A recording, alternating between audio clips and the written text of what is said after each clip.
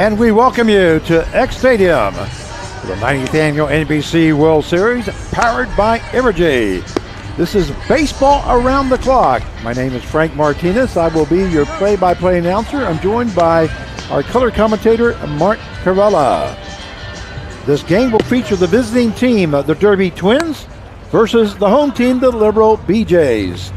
Mark, this ought to be a good one. Yeah, no doubt, especially these two historic teams that we've seen through the years at NBC, as you know, the Derby Twins and Libero BJs. So definitely a great game. So we're ready to get started here. Game 2 of 11 games in 33 hours on Baseball Around the Clock. Due up first for the Derby Twins, left fielder number 2, Tyler Otts. Otts, he's from Summit, Mississippi, 5'9", 170 pounds, from Delta State. Otts hits the ball right to the pitcher, Right fielder number 7, Stewart, for out number 1 as he goes to first base. Yeah, you got it like that as a pitcher, one pitch, one out. Brings up the right fielder number 7, Cade Sheldon. Defensively for Libero, who are in all white today. At first base, we have Durham, number 32, second baseman will be number 2, Kusamoto. At shortstop, number 24, Orr. Third baseman, we have number 19, Harrington. Left fielder, number 21, Snow. Center fielder, number 6, Merriman. That one hit up the middle by Sheldon, and that's going to be in for a base hit as Sheldon records his first hit of the ball game. Shortstop number 8, Tyler. That will bring up the shortstop, number 8, Kyler Warren. All right, center fielder, I'm going to finish up this lineup here. Center fielder is Merriman for the BJs, and right fielder, number 8, Roberts. Catching, we have number 11, Cormia, and pitching will be number 23, Luke Stewart. Okay, can you tell me a little bit about Kyler Warren? Okay, yeah, Warren from Van Buren, Michigan, 6 foot, 180 pounds, from Alma, going to Alma school here. That's, so anyway, but the whole thing, Frank, about it's like right off the bat, the pitcher's coming right after him, and like I said, it's going to be, I think, when you look at this game, there are going to be two teams that have, I'm looking at the averages, pretty high averages, the good hitters, so it's a pretty good offensive team here. Sheldon ends up at second base as the count goes to 1 ball, no strike. The Derby Twins are an at-large. The Twins make their 17th appearance, all but one in the modern Wood era. Derby is a replacement for the California Halos, who finished 5th in a 2-2 record in 2021. Club was first based in Wichita and has a 45-33 record in tournament play. The Twins' best finish was second in 2006 with a 7-2 record when they relocated to Derby, and fourth in 2007 with a 4-2 record.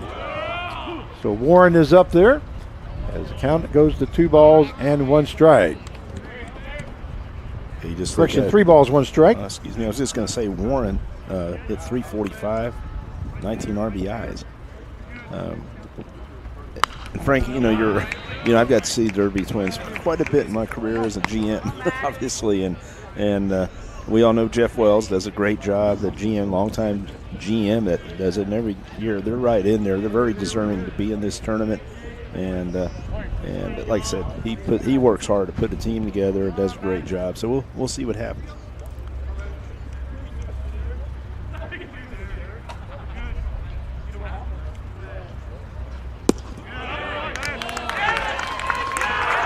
There's ball 4 for Warren as he's on at first base.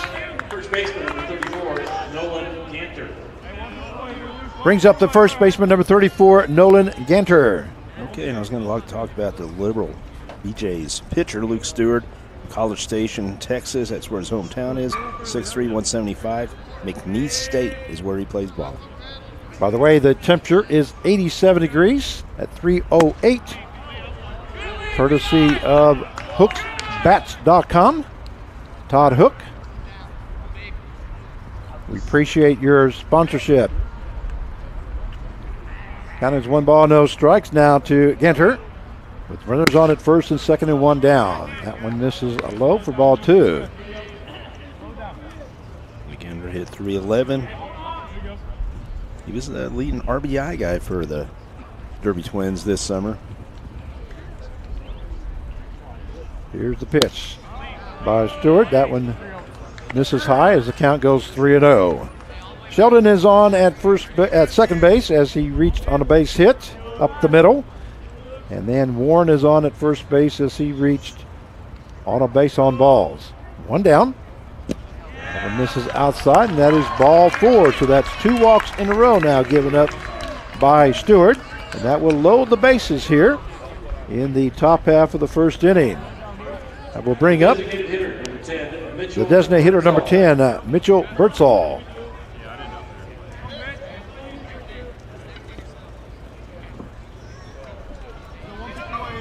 This is baseball around the clock, game number 2. In baseball around the clock, we have 11 games in 33 hours. I was going to say Birdsall from Morgan Hill, California, 6'3", plays ball at KU, Kansas University. That one misses outside for ball 1 at 85 miles an hour.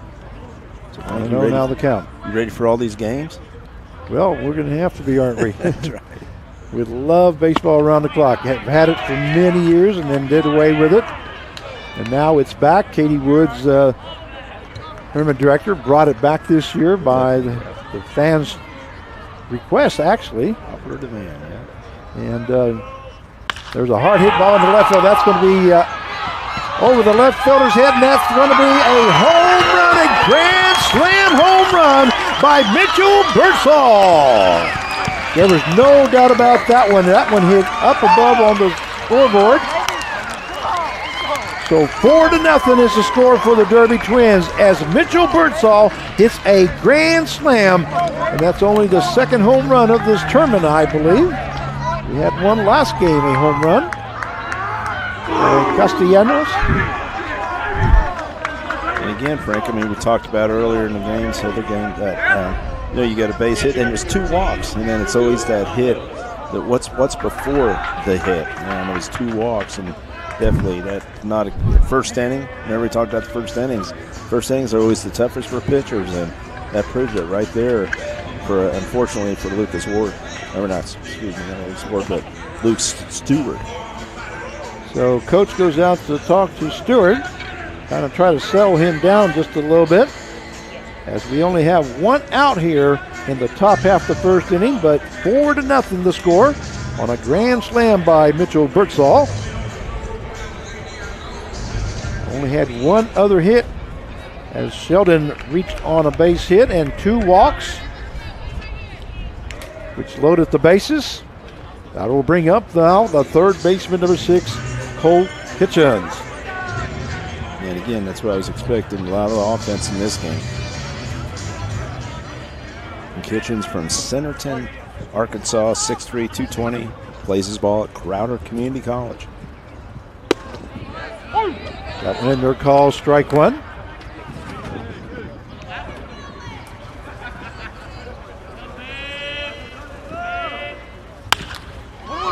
That ball hit to the second baseman.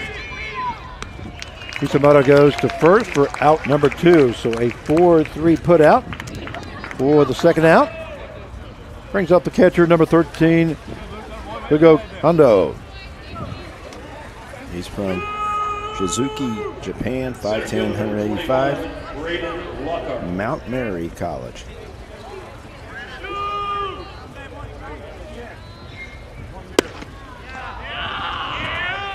.82-mile-an-hour. Pitch misses for ball 1, and that count goes to 1 ball, no strikes. Pitch by Stewart. This is high. 2-0 now. Secondo.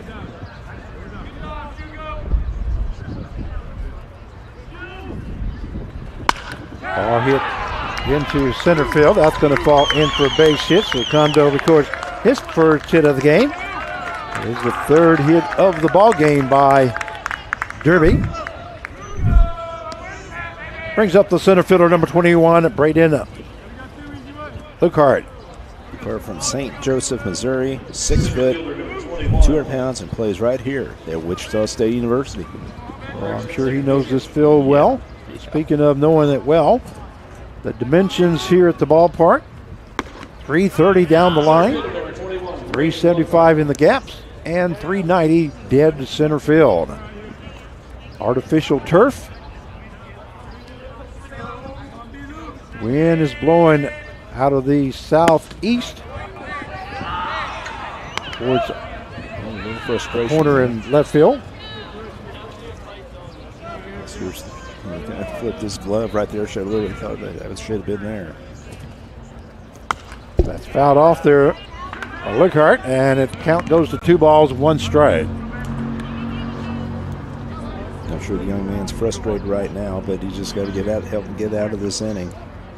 Depend on his offense to get right back into it. Ball lifted past the Harrington's glove there at third base. Going to be another base hit there for the Twins. So Hondo goes to second base. Luckhart at first. That brings up the second baseman, number 14, Holden Pantera. Yeah, from Erie, Colorado, 6'2", 190, and he plays his ball at Walter State.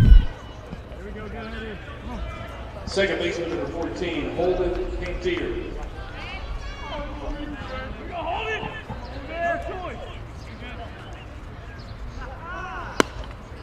Pitch in there for call strike 1 by Stewart.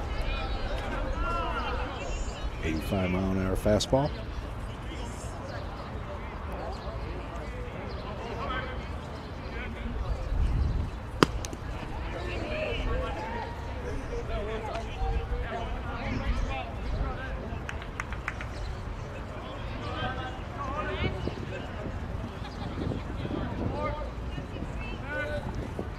Got that flag flying again pretty hard. Look at that wind.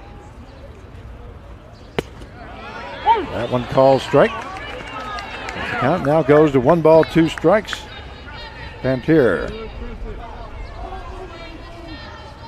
2 down here in the top half of the first inning. 4-0 the score in favor of Derby. That one just misses. That will even up the count now at 2-2.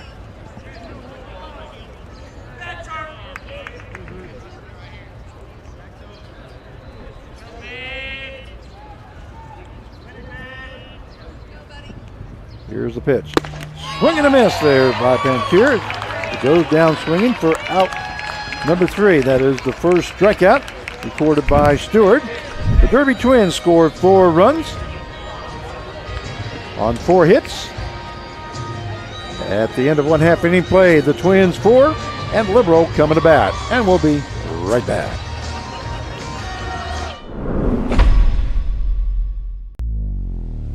Have you ever needed to stop or change the way you do something you love because of aches, pains, or injury?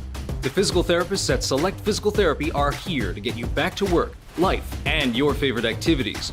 Most importantly, your goals are their goals. Their movement experts will listen and develop an individualized treatment plan so you can heal. Begin care faster by requesting an appointment today at selectphysicaltherapy.com. Experience the power of physical therapy at Select Physical Therapy. I'm bougie. I'm like $7 bougie. The all-new $7 deal lovers menu at Pizza Hut. Choose your $7 faves 7 days a week. Because it's only a deal if you love it. No one out-pizzas the Hut. And we welcome you back to X Stadium for the 90th annual NBC World Series, powered by Evergy. My name is Frank Martinez, your play-by-play announcer, joined by Mark Cavala. As we go to the bottom half of the first inning. In the top half of the first inning, if you were now joining us, there was a grand slam home run by number 10, Mitchell Birdsall. The score is 4-0 in favor of the Derby Twins. Due up for Libero, left fielder number 21, Lane Snow. And pitching for Derby will be number 32, Lucas Ward. The award is from Grover Beach, California. 6'2", 170 pounds from Cuesta Community College out there. Very good program.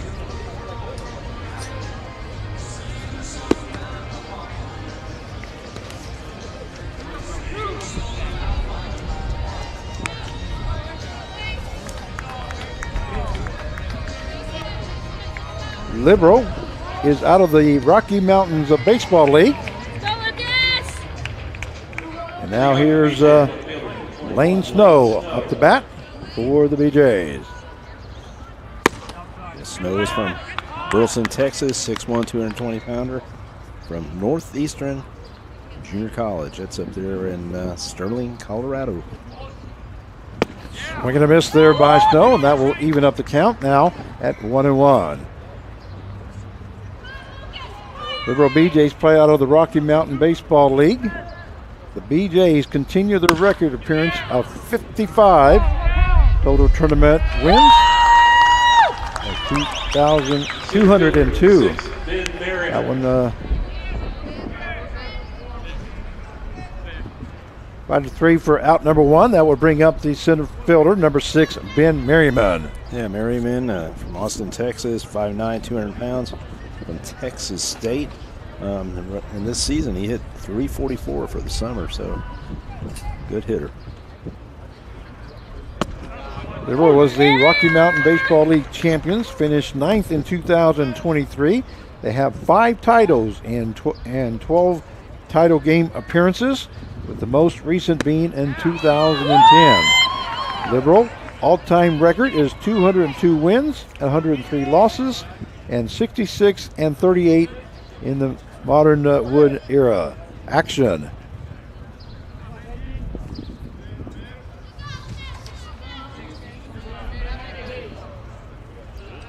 I tell you, the city of Libero, they definitely support that team. That one misses outside. Count goes to 1 ball, 2 strikes now to Merriman, who's playing center field for Libero.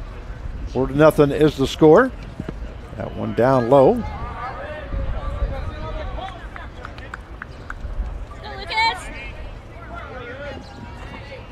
Go, 2-2 now the count. Here's a pitch by Ward. Ball hit to the left side. Kitchens takes it on one bounce, goes to first base to Ganter for out number 2. 5-3 put out. If you're scoring at home with us for the second out. We'll bring up the first baseman, number 32, Miller Durham. Durham from San Diego, California, 6'2", 215. Plays it beautiful. Point Loma. Been there. It's beautiful. Right on the ocean. First pitch there by Ward. Ball strike 1 to Durham. Let's go, Lucas! He's a leading hitter on the team with a .436 average. Here's the pitch. That one just misses inside. That will even up the count now at 1-1 to Durham. 2 outs here in the bottom half of the first inning. That one fouled off by Durham. And that would take the count to 1 ball, 2 strikes.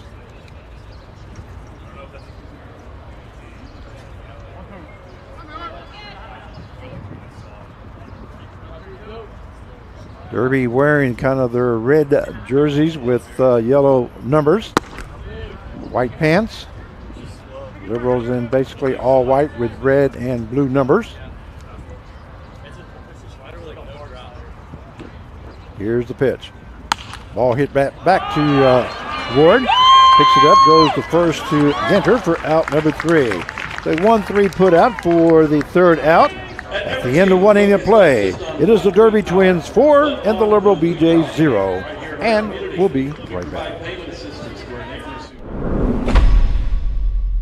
With Butler having such a small class size, everybody had a voice in the classroom. Everybody was able to participate. To this day, there are students that I took classes with 10 years ago that I could pick up the phone and call. That's how much the community at Butler has affected the way I even do my business today. When I went to another college to try it out, I was just a number. They didn't even know my name. Butler's class sizes are smaller. That's where you get that community feel. And cost-wise, a lot cheaper. The Taco Bell Cravings Value Menu. 10 choices, each just $3 or less. Starring the cheesy double beef burrito. Double the seasoned beef, all the cheesiness, and so much craveable flavor. Get it on the Cravings Value Menu, only at Taco Bell. And we welcome you back to X Stadium for the 90th annual NBC World Series, powered by Evergy. As we move to the top half of the second inning, The Derby Twins sent 9 batters to the box there in the first inning. And they scored 4 runs. 4-0 is the score. So due up is the top half of the lineup for the Derby Twins. It'll be left fielder number 2, Tyler Otts. Luke Stewart coming in to work his second inning of work, as he has thrown 29 pitches already just in that first inning. So they called a ball. He wasn't in the box. Hit the 20-second clock there. Penalty ball 1 against Stewart. Here's the pitch. That one called strike, so that will even up the count now at 1-1. We have a running clock here as far as trying to keep the games going, so did not get the pitch off, so there was a penalty. That one fouled off, and the count now goes to 1 ball, 2 strikes. Frank, you big fan of the clock? I mean, oh yes, definitely, because I've been all these associated with a lot of long games. That one just misses inside. That will even up the count now at 2-2.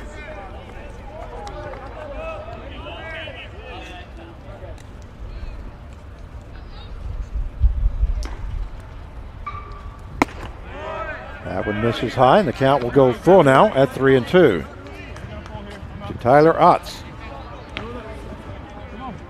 who grounded out to the pitcher in the first inning.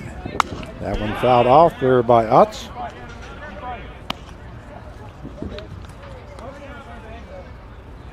I always thought, we talked about it briefly, the first game was that Hap Dumont was the one that started that clock. They needed to have all those games going, and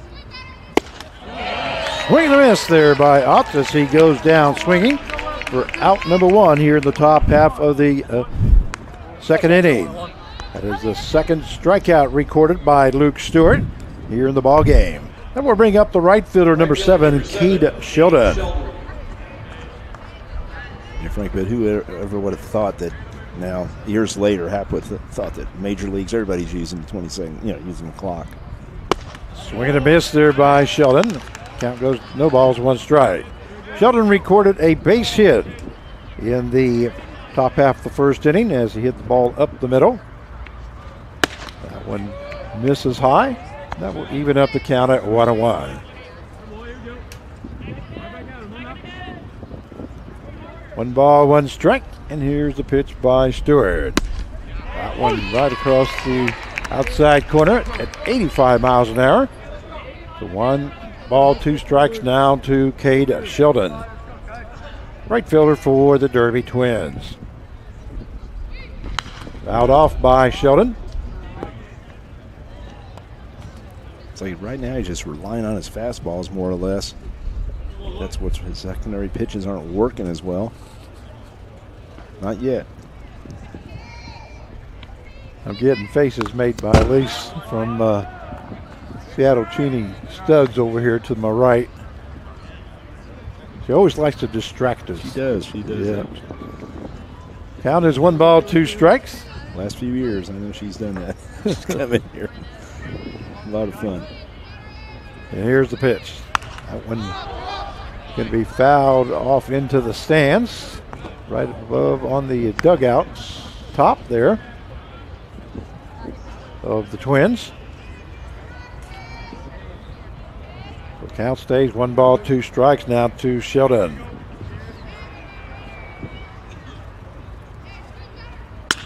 Hard hit ball into center field. Center fielder Merriman just not able to get to it, so it is the base hit, but he does fumble the ball a little bit, and going to second base is Cade Sheldon.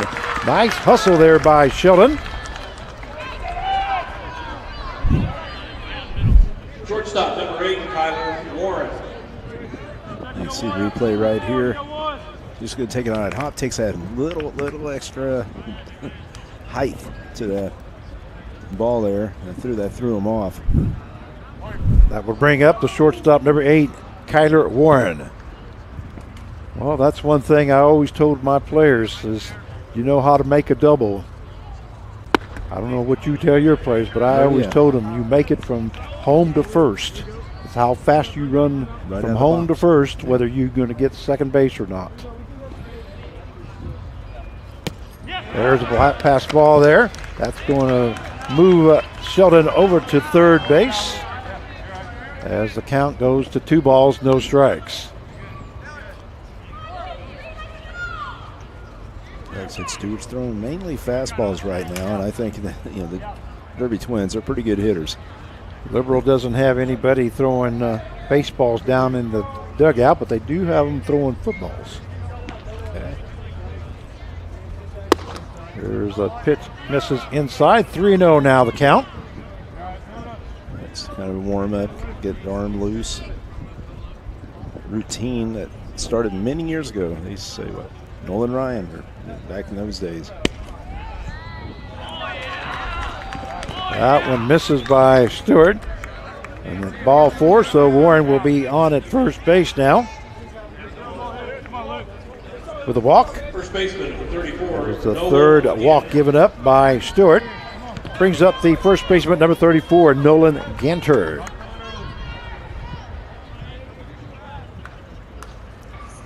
So runners at first and third with 1 out. As Sheldon's at third base and Warren now at first. Pitch misses outside for ball 1. He's trying to get ahead with the secondary pitches right there, and I don't know if that's a change or whatever, but it just. There goes the runner to second base. That's Kumasoto made a good job of just getting a stop on that, a glove on that ball. But in safely with a stolen base is Kyler Warren. Staying at third base was Cade Sheldon. So now runners on at second and third with 1 down. The count is 1 ball, 1 strike now to Nolan Ganter. Here's the pitch. Infield comes in as the ball hits in between first and second baseman. 1 run will score. Stopping at third base will be Warren. So Sheldon scores from third. And Ganter records his first hit of the game and an RBI. 5-0 now the score in favor of Derby. We'll bring up the designated hitter number 10, Mitchell Birdsall. Birdsall just got a little base hit the last time he was up, a grand slam. Off the scoreboard, yeah. Off the scoreboard. If that scoreboard wasn't there, that ball may still be going. Yeah, he drove that. I mean, the left fielder for Liberal didn't even hardly move. You kind of know it. You watch your field, the outfielder's not even take a step. Foul back. He's challenging with fastballs. Like I say, he's in a situation where I guarantee the other man's pretty frustrated. Doesn't have his 3 pitches or so. Usually be a starting pitcher, you need to have 3 pitches working for you. He's challenging with the fastball. Just got a message from somebody. It says they're enjoying the game at home in the air conditioner. Have fun, but tell Carve to turn his mic up. Ooh. So I guess you're going to have to speak up a little bit. Okay. There you go. Sounds good in my earphones. That sounds good to me, too. I don't know. Okay. Thank you. All right, count goes to 2 balls, 2 strikes now to Birdsall. As we have runners at first and third with 1 down. 5-0 to score in favor of Derby. A swing and a miss there by Birdsall as he goes down swinging for out number 2. Yeah, he took something off right there. It definitely made a difference. That is the 3rd strikeout recorded by Luke Stewart here in the ball game. We'll bring up the third baseman, number 6, Cole Kitchens. Kitchens grounded out to the second baseman in the first inning as he made the second out. Fouled off there by Kitchens. Somebody gets a free souvenir, baseball.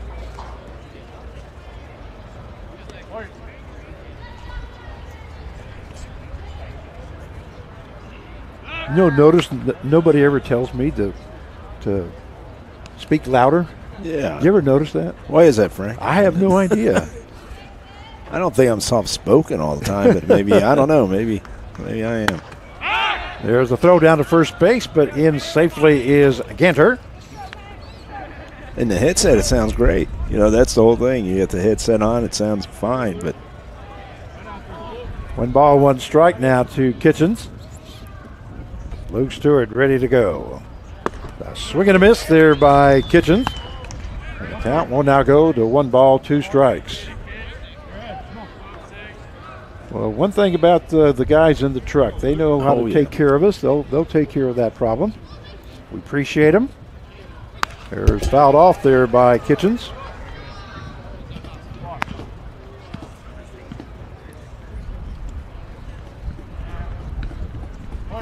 His count is 1 ball, 2 strikes now. 2 outs.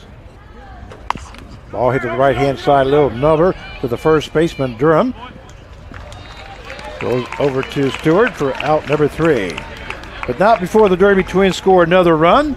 So at the end of 1.5 inning play, it's the Derby Twins 5 and the Libero BJs 0. And we'll be right back. National Baseball Cup. There's something happening in Wichita. Excitement, movement, a vibe. A city that offers amazing experiences delivered with heart. From arts to attractions, nightlife to sports, you feel the energy at every turn. A little fancy, a little funky, but always friendly. Come see the place we love. We think you'll love it too. Discover more at visitwichita.com. Whether you're preparing a perfect meal, getting people back on the road, protecting online privacy, or supporting your patient's health, you want to be the best professional in your field.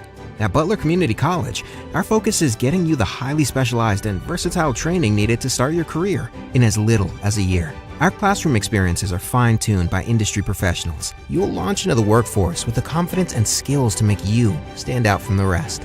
Butler Community College. Real college. Really affordable.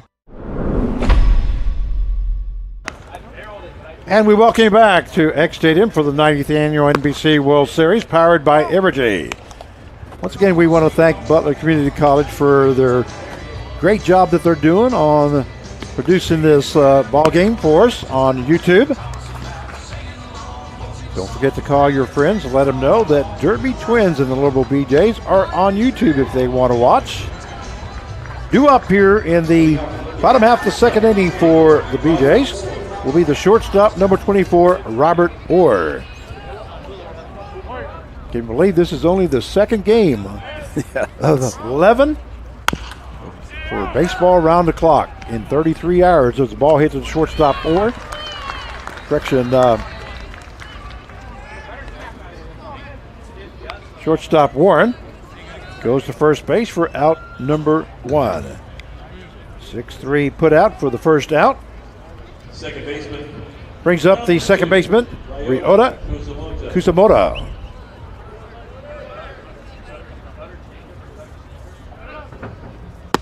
Pitch by Luke Ward. Misses for ball 1. yeah, he's from Cairns, Australia. 5'11", 185 pounds. Oklahoma Panhandle State. That one fouled off by Kusamoto. Count goes now to 1 ball, 1 strike.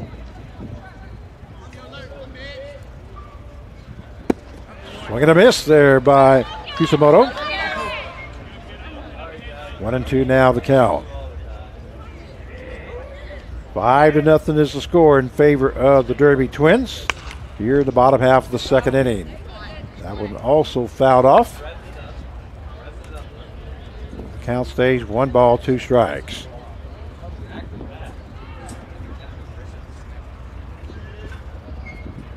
Here's the pitch. Just misses outside by Ward.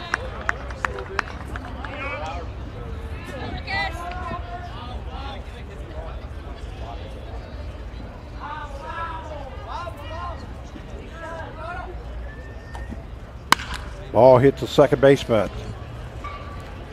And here goes to first. Ginter for out number 2. So 4-3 put out The designated hitter for the second out. Julius Ramirez. We'll bring up the designated hitter number 26, Julius Ramirez. From San Juan, Texas, 6'1", 230, Texas Rio Grande Valley.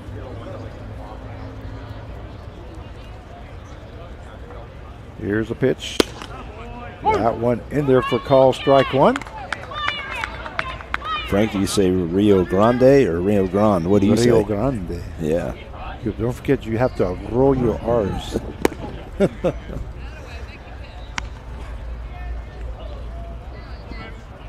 Count goes to 1 ball, 1 strike. Now to Ramirez. Just misses. 80-mile-an-hour pitch there by Lucas Ward. As the count goes to 2 balls, 1 strike. Swing and a miss there by Ramirez. And that will even up the count now at 2-2.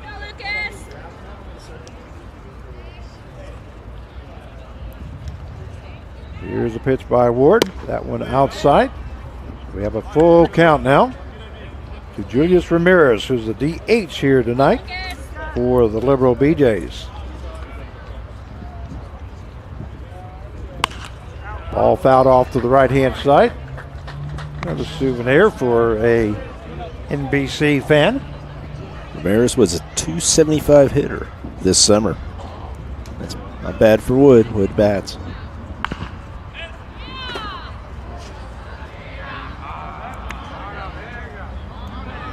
Looks like the umpire is going to need some more baseballs.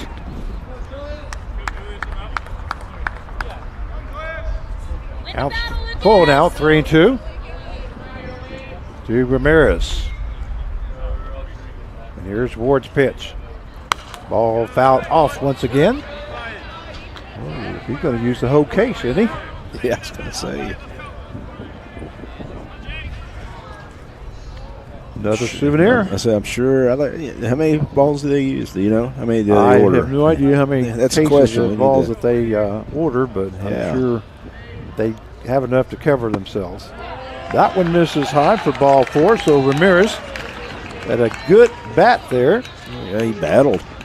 Yeah, great battle, and he goes to first base. That is first walk given up by Lucas Ward. That will bring up the catcher number 11, Matt Cormia. Yeah, he's from Castro Valley, California, 6'1", 200 pounds, San Joaquin Delta.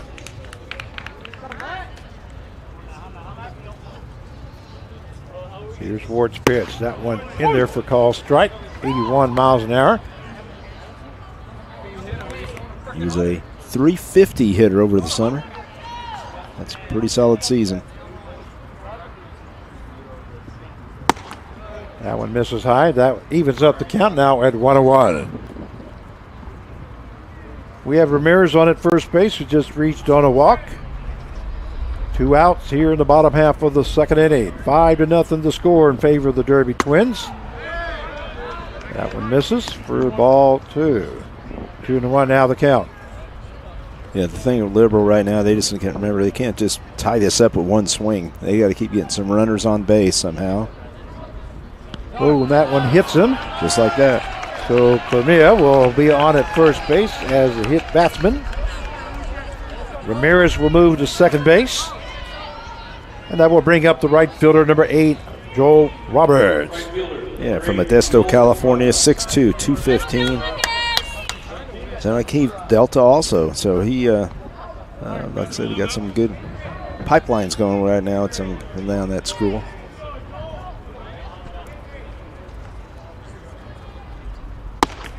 That one misses high for ball 1. Yeah, Roberts hit .222 over the summer. It's in that Jayhawk League. That's in the Colorado Rocky. I'm sorry. Rocky Mountain. Something else. Yeah. There's a swing and a miss there by Roberts.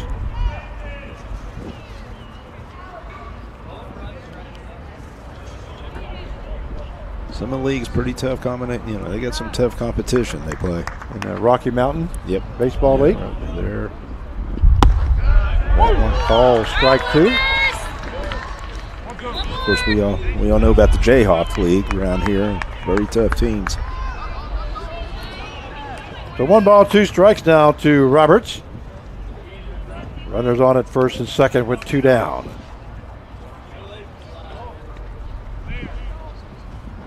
Ball hit the right-hand side.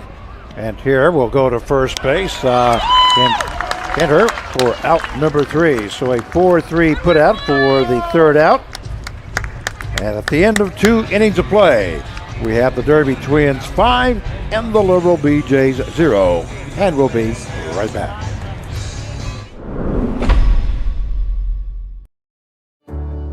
At Evergy, we're focused not just on what we power, but on who we power, right here in our community. We provide payment assistance to our neighbors who need it. Invest in organizations and people, creating opportunity for all to benefit. And volunteer our time around our hometown so that together we improve it. Because we're committed to spreading good energy throughout our community. Evergy, the utility company. Have you ever needed to stop or change the way you do something you love because of aches, pains, or injury? The physical therapists at Select Physical Therapy are here to get you back to work, life, and your favorite activities. Most importantly, your goals are their goals. Their movement experts will listen and develop an individualized treatment plan so you can heal. Begin care faster by requesting an appointment today at selectphysicaltherapy.com. Experience the power of physical therapy at Select Physical Therapy.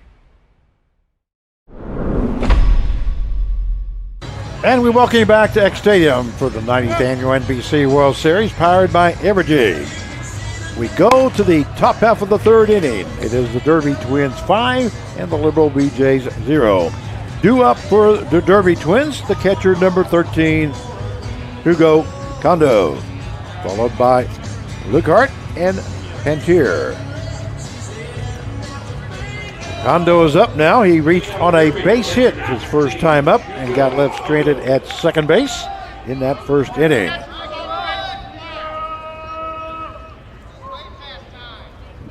Luke Stewart ready to go to work on the third inning.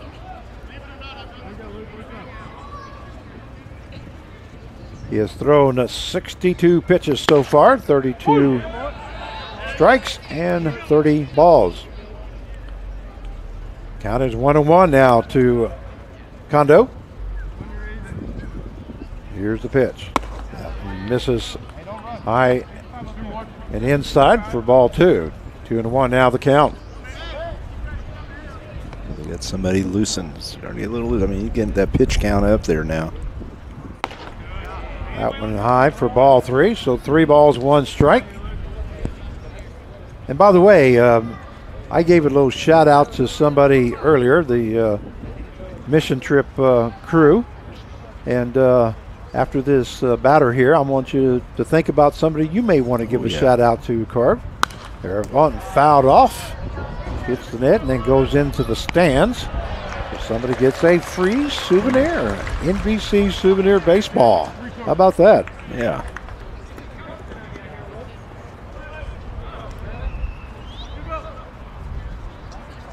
Here's Stewart's pitch. That one fouled off once again.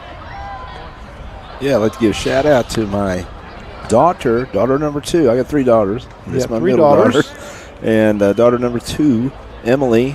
She lives out there in L.A., Los Angeles. You think she's watching?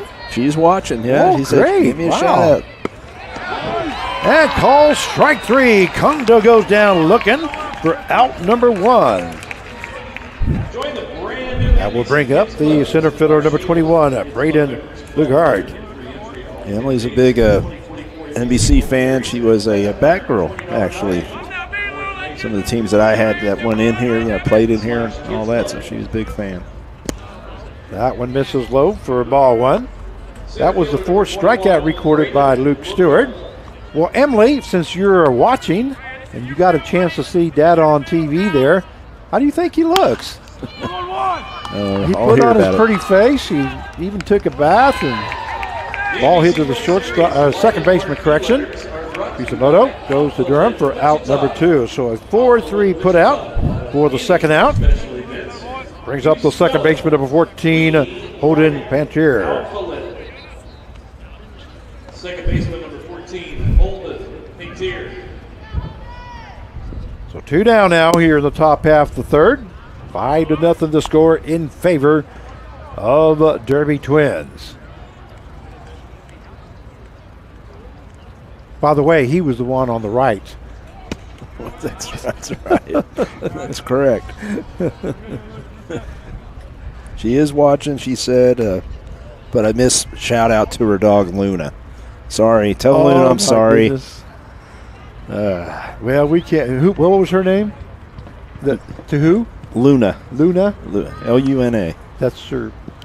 That's her. Who is that? That's her dog. Oh, her dog. The dog. Yeah, okay. That's well, her. tell her we can't give more than one shout out. So, Luna, you're just going to have to wait your turn, okay? That's right. Next time, Luna. Yeah, next time. Count is 3 balls, no strikes now to Pantier. That one in there called strike, so the count goes 3-1.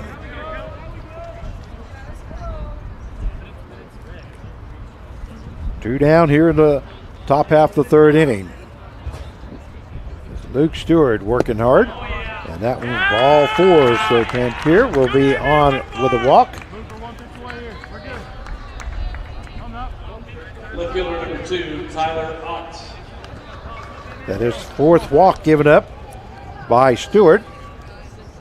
That will bring up the left fielder number 2, Tyler Ott.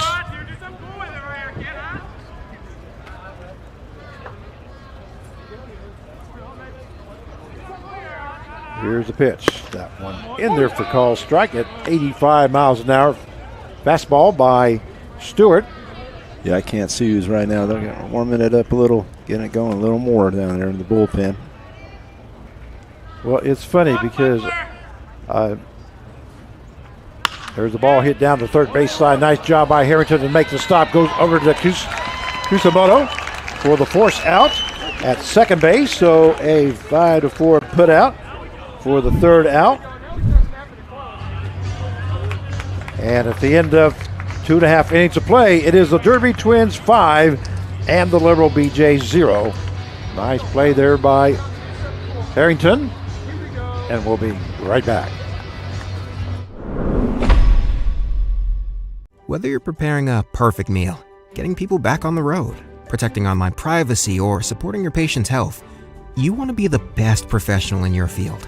At Butler Community College, our focus is getting you the highly specialized and versatile training needed to start your career in as little as a year. Our classroom experiences are fine-tuned by industry professionals. You'll launch into the workforce with the confidence and skills to make you stand out from the rest.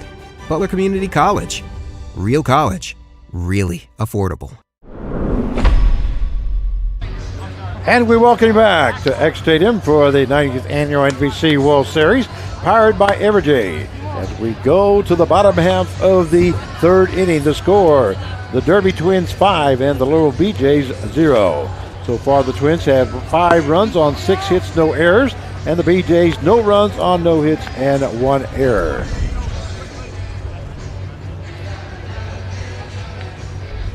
And due up for the Libero BJs will be the third baseman, number 19, Kaiser Harrington.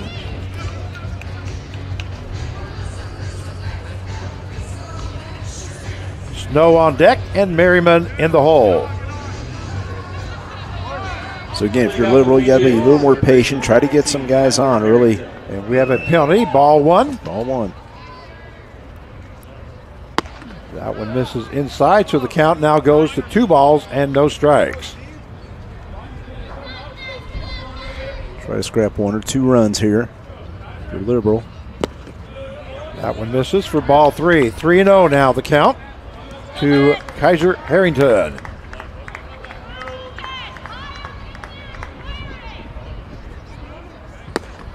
That one called strike 1. Keep it there, Lucas. 3-1 now the count. Here in the bottom half of the third inning, game 2 of 11 in 33 hours in baseball around the clock, as it is back here at the NBC World Series, powered by Evergy. Full count now, 3-2 to Harrington. That one misses low for ball 4. So Harrington reaches on a base on balls. And that is the second walk given up by Lucas Ward here in the ball game. We'll bring up the left fielder, number 21, Lane Snow. Again, Frank, that's a start right there. Ball hit the left side. Kitchens goes to Pantier at second base, and over to first base to Ganter for the double play. So a 5-4, 5-4-3 double play.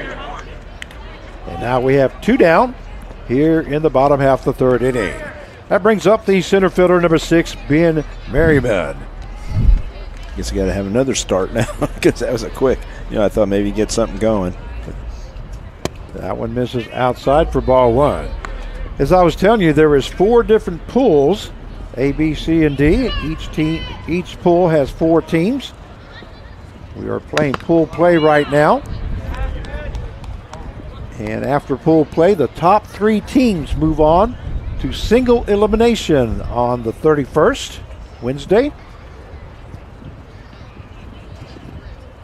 There'll be 1 team out of each pool that will not move on. Everybody else does. The single elimination, anything can happen. The single elimination games, man, they get pretty intense too. That one misses low as the count now goes to 2 balls, 2 strikes to Ben Merriman. As we do have 2 down here in the bottom half of the 3rd inning. Ball hit the left-hand side. Kitchens takes a couple steps forward, does hit the ground first, and Ganter, nice scoop there by Ganter, as it took a big bounce and he had to reach up to get that ball, but he does make the catch, so it is a 5-3 put out for the 3rd out. So at the end of 3 innings of play, it is the Derby Twins 5 and the Libero BJs 0, and we'll be right back.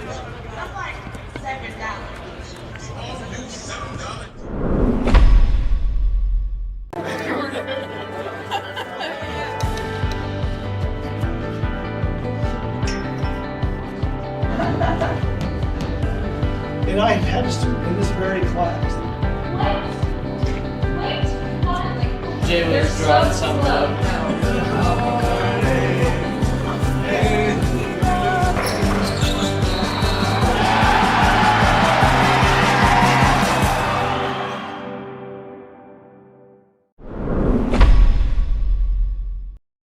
And we're walking back to X Stadium for the 90th annual NBC World Series, powered by Evergy. You're watching the Derby Twins versus the Libero BJs. Game 2 of the baseball round the clock. Our next game is scheduled for 6 o'clock, and it'll be Seattle Cheney Studs versus the TPA Texas team. 9 o'clock will be Seattle Blackfins versus Santa Barbara Foresters. Midnight, Hudson Monarchs versus the Tulsa Sandlots. And I'll finish the rest of the schedule here in just a second. As we go to the top half of the 4th inning, 5-0 to score in favor of the Derby. Due up is the right fielder, number 7, Cade Sheldon. Frank, you're going to be a tired guy, man. That's my prediction. When you hit that, when you hit that midnight game, you will be tired. Sheldon is 2 for 2 here tonight. And I keep saying tonight, but we all know it's daytime. But just the way we talk, I guess. That one in there for call strike. Now Derby, on the other hand, they want to keep scoring, keep going, and put the dagger in them.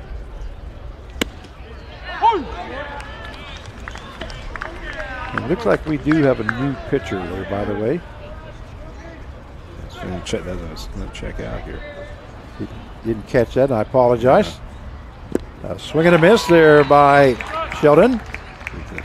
He goes down swinging for out number 1. The new pitcher is number 5. Cade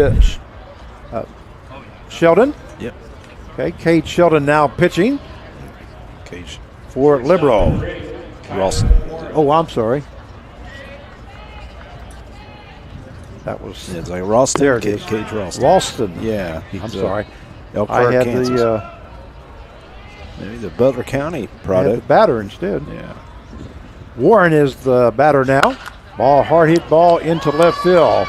No, backing up, not going to be able to get to it. And it looks like it's going to be a ground rule double there for Kyler Warren as he records his first hit of the ball game. It will be a ground rule double. That'll bring up the first baseman, number 34, Nolan Ganter. First baseman number 34, Nolan Ganter. So Gage Ralston is now pitching. Yep.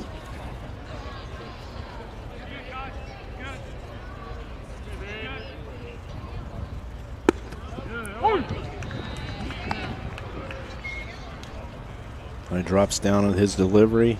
And a lot of movement right here. And I'll give you the final numbers there for Luke Stewart here in just a second. That one misses as the count goes to 1 ball, 1 strike now to Nolan Ganter.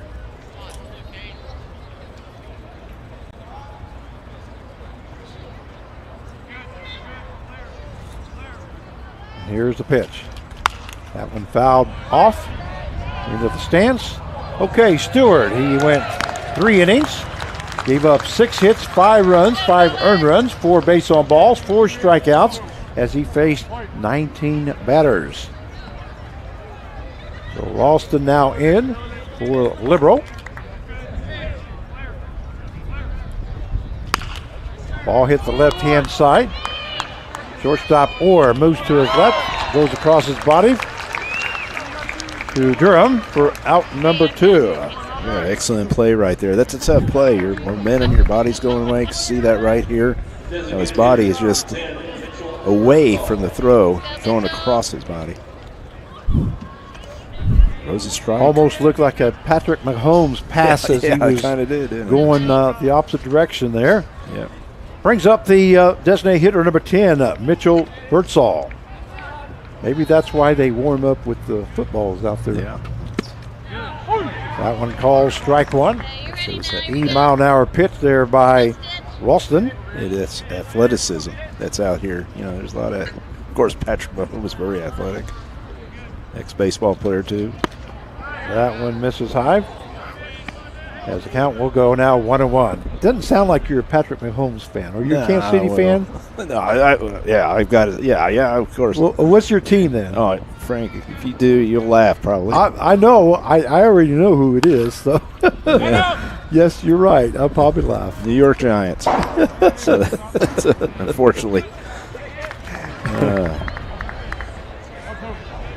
But I admire the Chiefs. I admire Mahomes. I know you're a big Mahomes fan. Oh, I'm a big Mahomes fan. I'm a big Kansas City. Of course, I live in that area now.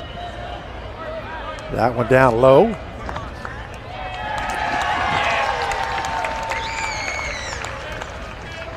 So you're looking for that three-peat.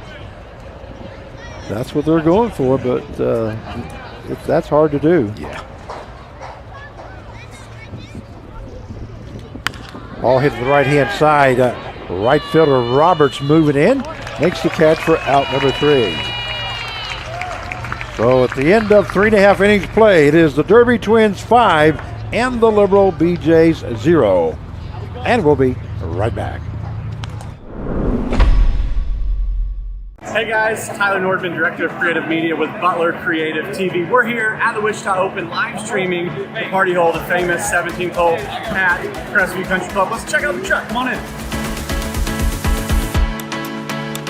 We are now here inside the mobile production truck of BC TV, Butler Creative TV. Let's check out what's going on. Over here in the corner, we have Ella. She's running audio for us, all the audio feeds coming in and making the live stream happen.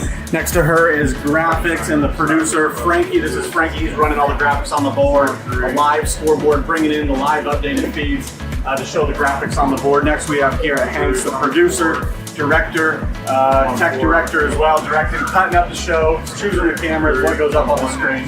Next to him is Alex, and he's on replay. Alex is very important, running the replay today.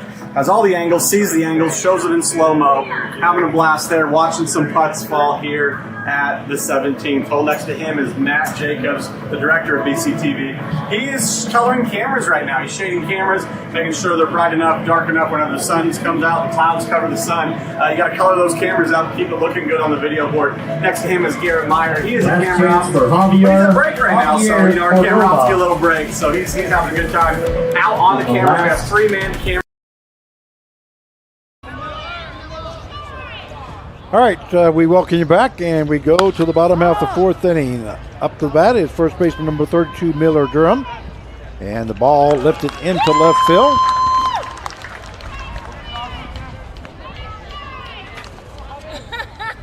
Left fielder Otts makes the catch for out number 1. We have one out here in the bottom half of the fourth inning. Brings up the shortstop, number 24, Robert Orr.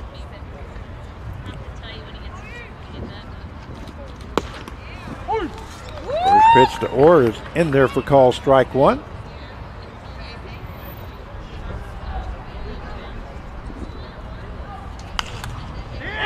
Ball lifted into center field. Center fielder coming in, makes the catch for out number 2. So we have 2 down now here in the bottom half of the fourth inning. 5-0 the score in favor of Derby. That will bring up the second baseman, number 2, Ryota Kusamoto. Second baseman number 2, Ryota Kusamoto. That one fouled off. Count is no balls, 1 strike now to Kusamoto. So we got some activity out there in the Twins bullpen. They're just stretching out.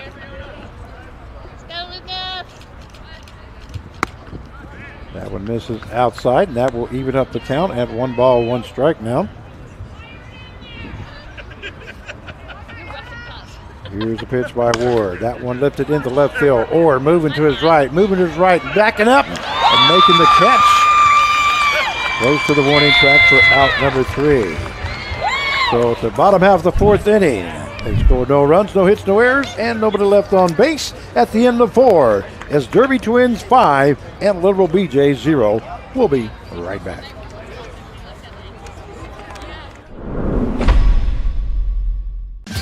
There's something happening in Wichita. Excitement, movement, a vibe. A city that offers amazing experiences delivered with heart.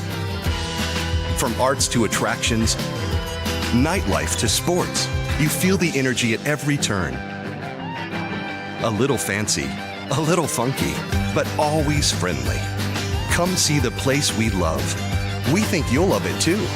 Discover more at visitwichita.com. And we welcome you back to X Stadium for the 90th annual NBC World Series, powered by Evergy. My name is Frank Martinez, your play-by-play announcer, joined by Mark Carvella, our color commentator. Mark, good ball game here so far, 5-0, as we go to the top half of the fifth inning.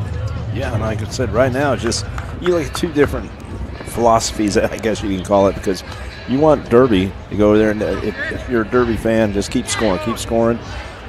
Make it so it's so out of range, more separation. If you're Liberal, you just need to get something going. I think they need to be more patient and get some runners on. Due up here for the Twins is third baseman number 6, Cole Kitchens. First pitch, he's swinging and misses. So the count, no ball, 1 strike now to Kitchens. That one misses inside, and that will even up the count now at 1-1. I mean, you look at it, the Derby pitcher has, Ward probably has right around 60 pitches, right under 60. That one misses outside, so 2-1 the count now. As Paige Ralston came in last inning for Libero. Sidearm pitcher. Of course, Frank, I'm thinking like a coach. Okay. Yes, sir, I understand. That's what I'm thinking like. Well, that's why we have you here. I think both ways. That one in there for call strike, so the count goes full now at 3-2. Now, I get a lot of compliments on what we talk about and what we do here as far as you and I together, so I just want you to know that I do appreciate the job that you do, because it makes my job a little bit easier. Look at all the baseball around the clock. Boy, that's that big memories. Call strike 3. Kitchens goes down looking for out number 1. Okay, because I was thinking, I thought maybe it was for comedy. People wanted some comedy, you and I or something, so that makes me feel good. That brings up the catcher, number 13, Hugo Kondo.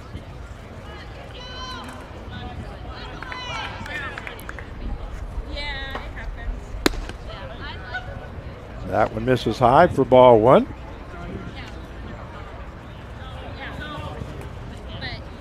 Here's the pitch. That one just misses high as the count now goes 2-0 to Condo. One down here at the top half of the 5th. 5-0 in favor of the Derby Twins. In there for call strike at 79 mile an hour by Ralston. 2-1 the count. This is high. Doing a A good lot job. of baseball around the clockers. Look at that line out there on the right field side.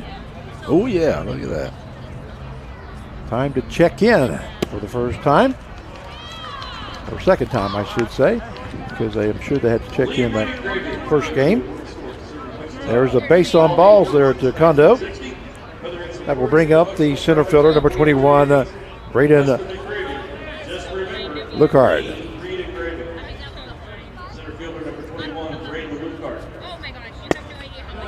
First pitch call, strike one.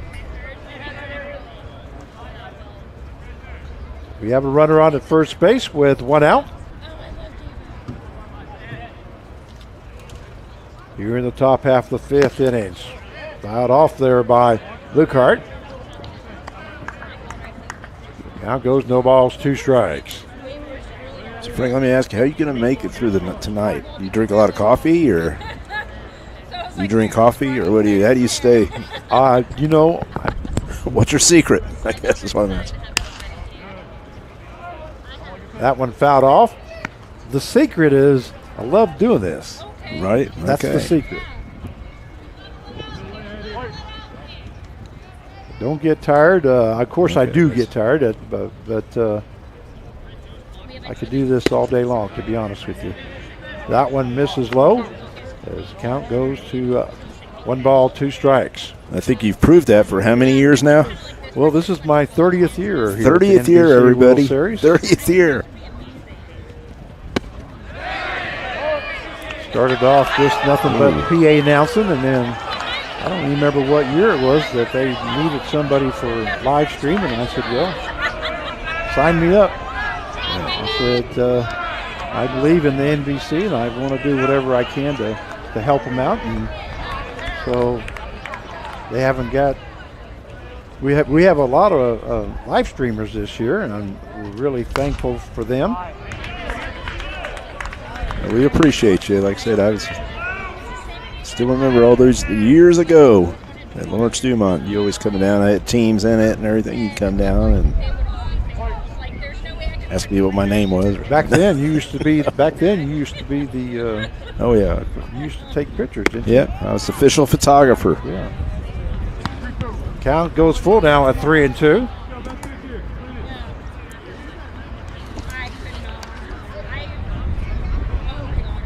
You're probably the only one that remembers that. I can tell you that.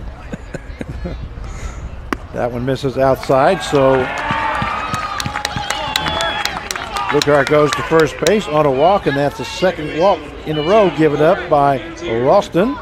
So Gundo goes to second base, and that will bring up the second baseman, number 14, Odin Pantier.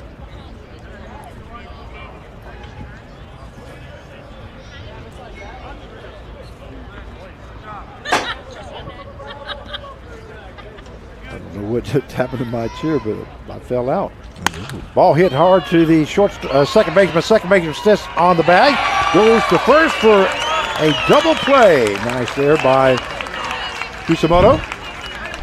And that end of 4.5 innings of play. The Derby Twins 5 and the Libero BJs 0. As we watch that replay of that good. double play. Nice play. And we'll be right back. We're focused not just. Have you ever needed to stop or change the way you do something you love because of aches, pains, or injury? The physical therapists at Select Physical Therapy are here to get you back to work, life, and your favorite activities.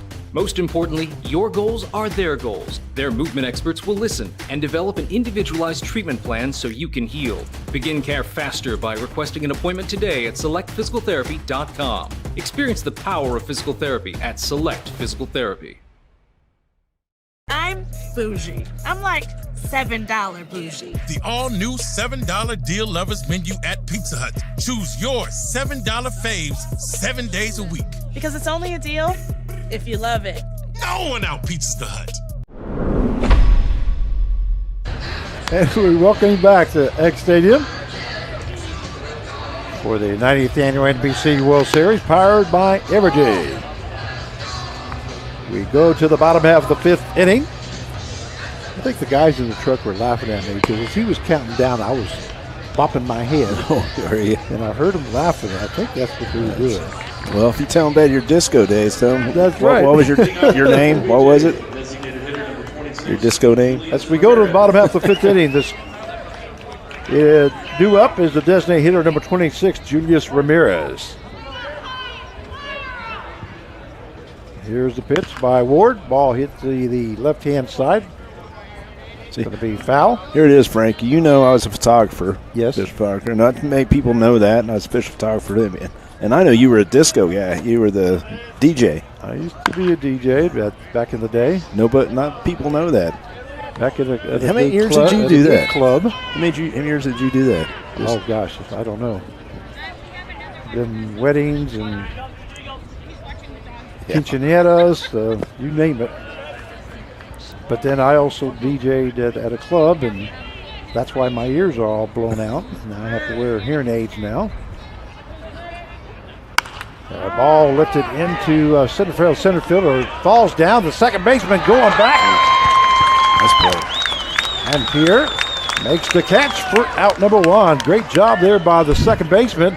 I saw the center fielder kind of see how he took some steps, and then he fell down, and the second baseman just kept going back and makes that catch over his head for out number 1. You know, the key on that's his catcher number 11, Matt Cormia. I was going to say, Frank, the key on that was his first step. He had a drop step. You know, he didn't double shuffle around or anything. Just drop step and went. Great play.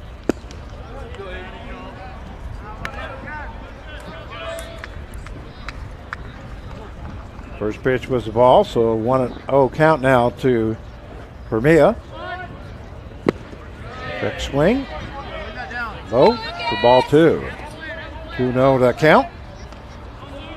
We are in the bottom half of the 5th inning. 5-0 the score in favor of the Derby Twins. Here's the pitch. 3-0 now the count as that one misses inside. Looks like I got everybody checked in. Yeah, pretty quick. We're going to have to get a number from somebody on exactly how many baseball around the clockers we had, but they had a pretty good line out there in the right field side. Count goes now the 3-1, 3 balls, 1 strike to Cormia.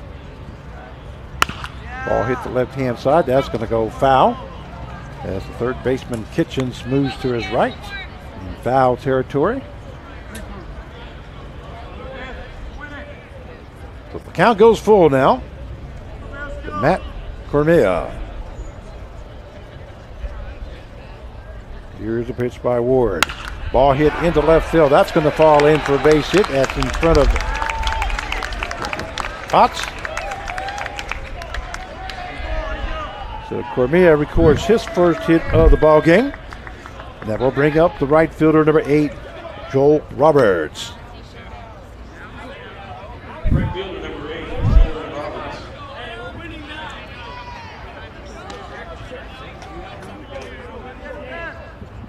Actually, that's the first hit of the ball game for Liberal. Yeah, Ward's done a great job. First pitch misses for ball 1 to Roberts. In there for call strike, 76 miles an hour. That will even up the count now at 1-1. Cormia on at first base. He just reached on the base hit. Ball hit hard down the line. That's going to be fair at extra bases as Cormia goes towards third base. And he is going to stop, and stopping at second base is Joel Roberts. So 2 hits in a row now against Lucas Ward. First 2 hits for Libero BJs has put the runners on at second and third with 1 out. And here comes Coach for the Derby Twins. Try to settle them down. Well, so far we've had a pretty clean ball game there by Lucas Ward. He has thrown 67 pitches, 41 strikes, and 26 balls, and only given up 2 hits. Yeah, he's doing a great job. I think right here too. We don't know how long he goes usually as a starter, how many innings, but like I said, he's getting up there now. And I think, you look at Liberals a little more patient. They're swinging the better pitches. Anyway, they're in a situation where they could score a couple. So now up is Kaiser Harrington, third baseman. Ball hit at the right-hand side over the second baseman's head. It's going to fall in front of the right fielder, Sheldon. So a run does score as Cormia comes in from third. Roberts moves to third base, and Harrington's in with a base hit and an RBI. And that is the third hit in a row now for the Libero BJs, as the score goes to 5-1 in favor of Derby. That will bring up the left fielder, number 21, Lane Snow. And looks like Harrington still second base on the pitch. Now runners on at second and third with 1 out.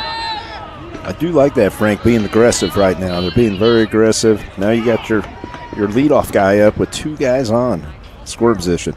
That one misses outside as the count now goes to 2 balls and no strikes.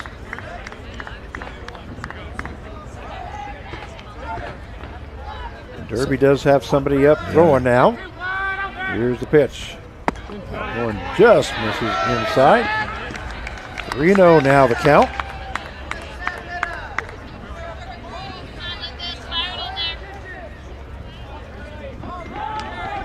Infield's still back here in this situation. And there's called strike. As the count goes to 3 balls, 1 strike to Lane Snow. You and I talked about how the game's full of adjustments. Well, now you got the second, third time around that hitters are going to be seeing him. Big pitch there by Lucas Ward. The more as the game goes, you kind of figure out exactly what he throws, what his go-to pitches are, and I think it benefits a hitter if you're watching the game, but you get to see it now. They're going to be at the top of the lineup. All fouled off there by Snow, so the count stays at full now at 3-2. This is Snow's third time that he's seen him now. We'll see what happens. Snow grounded out to the third baseman in the first inning and hit into a double play. Ball hit down the third base side. Third baseman goes to first, gives up that run. And the throw down to third base is not going to be in time as Harrington goes in safely and the ball bounces away from the third baseman Kitchens. So 1 run scores.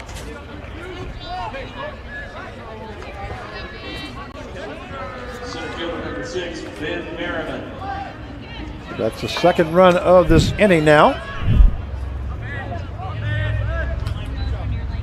Brings up the center fielder, number 6, Ben Merriman. So a 5-3 put out for the second out here this inning. 5-2 now the score. Favor of Derby. The Libero BJs have put 2 across here this inning.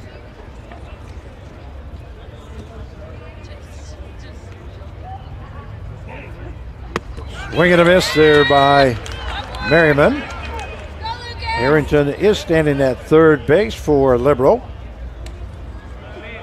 We do have 2 down. 1-2 the count now. Here's Ward's pitch. Breaking ball. That ball goes to the third baseman Kitchens. Kitchens goes to Ginter at first base for out number 3. But not before the Libero BJs scored 2 runs. So now at the end of 5 innings of play, it is the Derby Twins 5 and the Libero BJs 2. And we'll be right back. With Butler having such a small class size, everybody had a voice in the classroom. Everybody was able to participate. To this day, there are students that I took classes with 10 years ago that I could pick up the phone and call. That's how much the community at Butler has affected the way I even do my business today. When I went to another college to try it out, I was just a number. They didn't even know my name. Butler's class sizes are smaller. That's where you get that community feel. And cost-wise, a lot cheaper. The Taco Bell Cravings Value Menu. 10 choices, each just $3 or less. Starring the cheesy double beef burrito. Double the seasoned beef, all the cheesiness, and so much craveable flavor. Get it on the Cravings Value Menu, only at Taco Bell.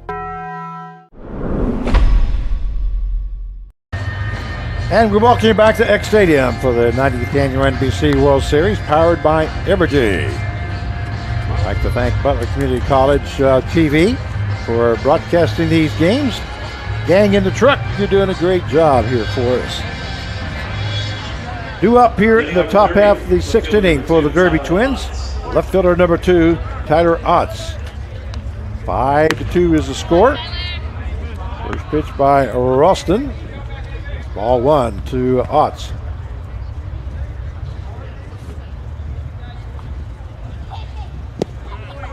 That one misses low and outside for ball 2. 2-0 now the count.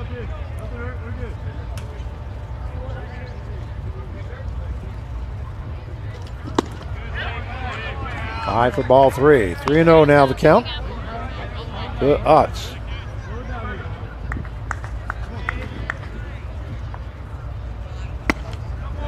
And Otts will be on at first base with the base on balls.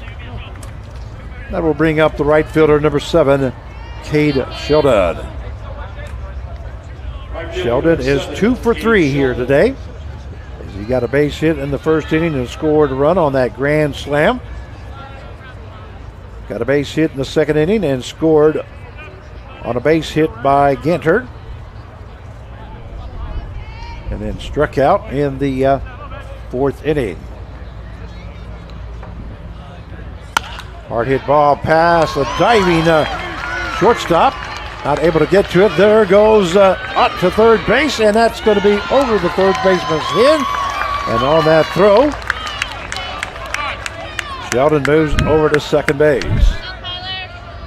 Shortstop number 8, Kyler Warren. I like the aggressiveness right now. Derby's they're trying to push it. They're pushing it right now, and they're making the defense work a lot hard because you got to get the ball in so quick. That's why you had a bad throw there. You can see that, but that brings up the shortstop number 8, Kyler Warren.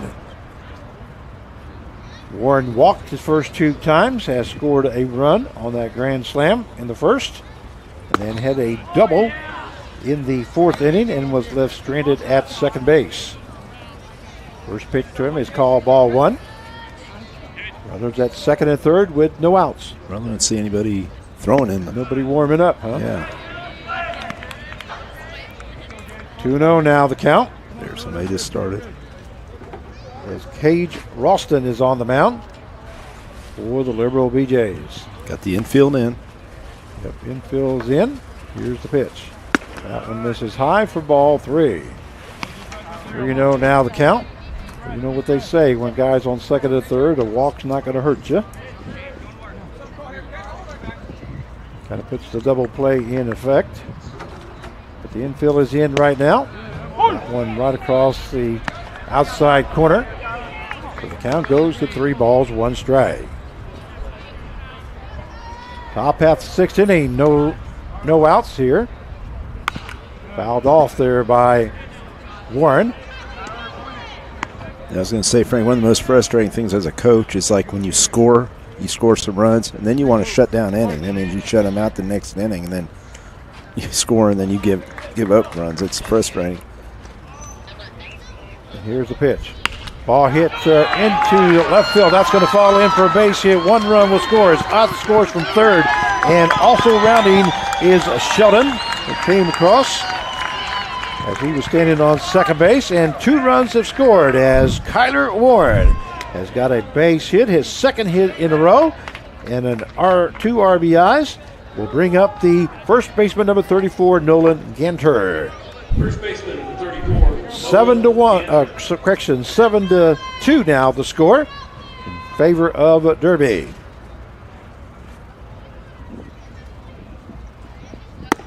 Derby's doing a great job answering the call right here. I mean, you just scored 2 runs, and guess what? They got it right back. Got those 2 runs back that they gave up the last inning. Runner on at first base, no outs. Pitch misses low for ball 2. 2-0 now the count to the first baseman, Nolan Ginter.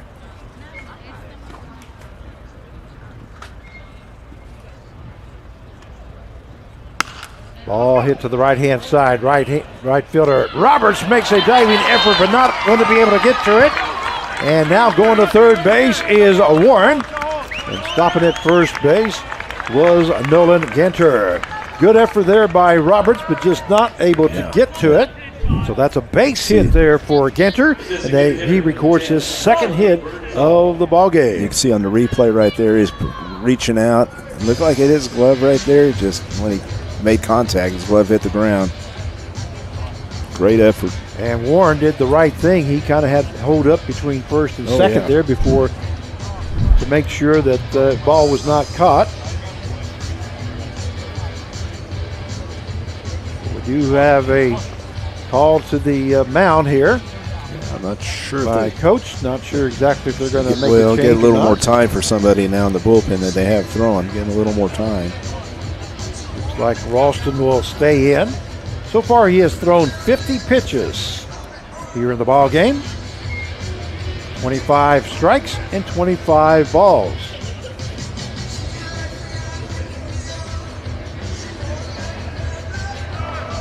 He's gone 2 innings, 4 hits, 2 runs, 2 earned runs, 3 base on balls, and 2 strikeouts, as he has faced 12 batters so far. And the big thing is no outs.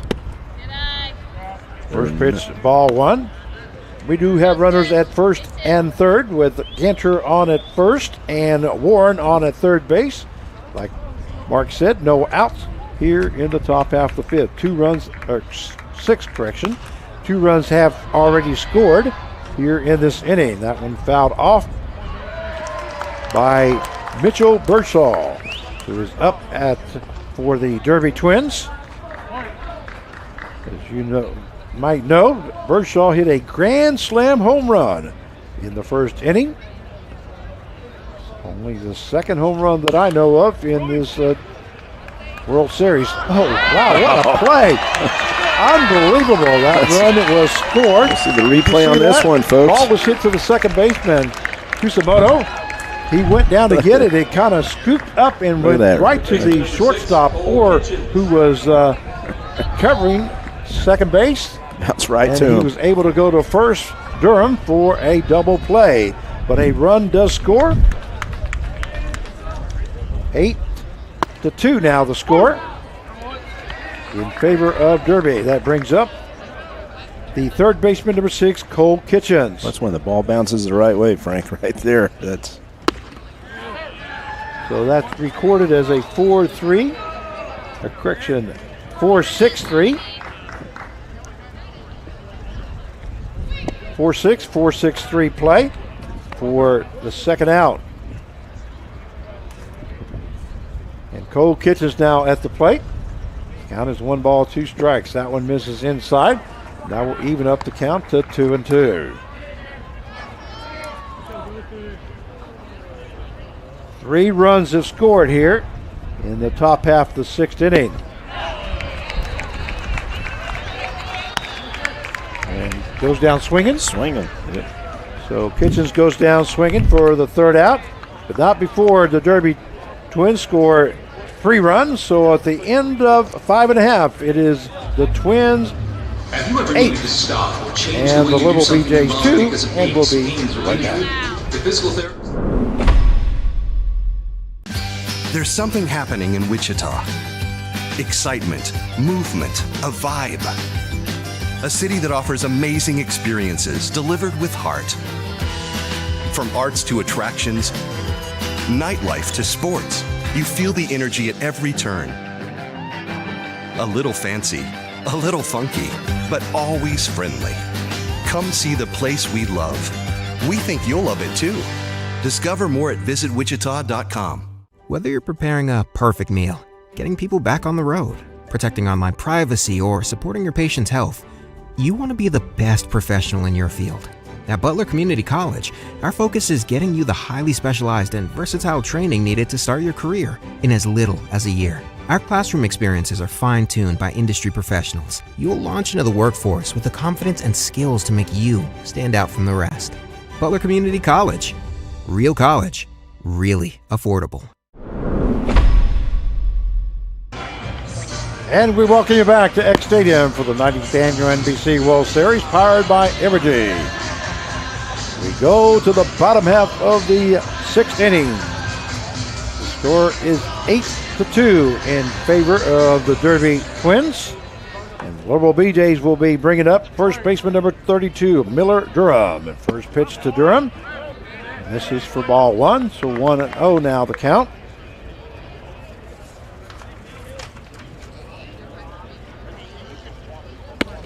As Lucas Ward goes into the 6th inning, Carve.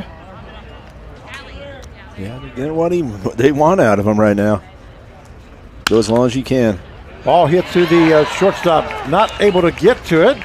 A good effort there by the shortstop, Warren. Was able to get a glove on it, but that was about it. So that's going to be a base hit there for Miller Durham. That is his first hit of the ball game. And we'll bring up the shortstop, number 24, Robert Orr. That is only the 4th hit for Liberal. The ball hits the shortstop. Warren goes to Cantier and over to Ganter for a double play. Second baseman number 2, Ryota Kuzumoto.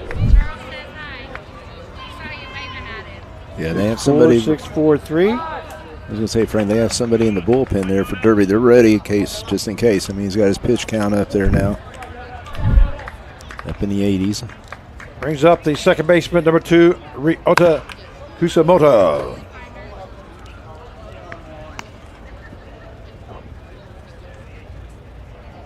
No balls, 1 strike now to Kusumoto.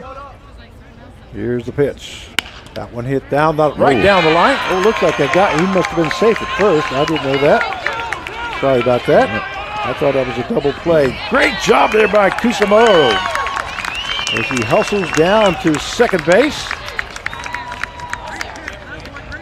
Designated hitter, number 26, Julius Ramirez. And Orr will be at third base. My apologies. I was thinking that was a double play. I've got this little split here between the two windows, and I can't see first base very well.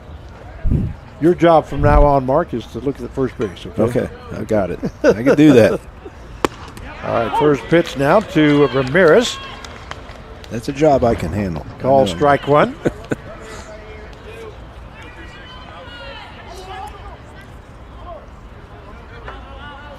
Runners on at second and third now with 1 out.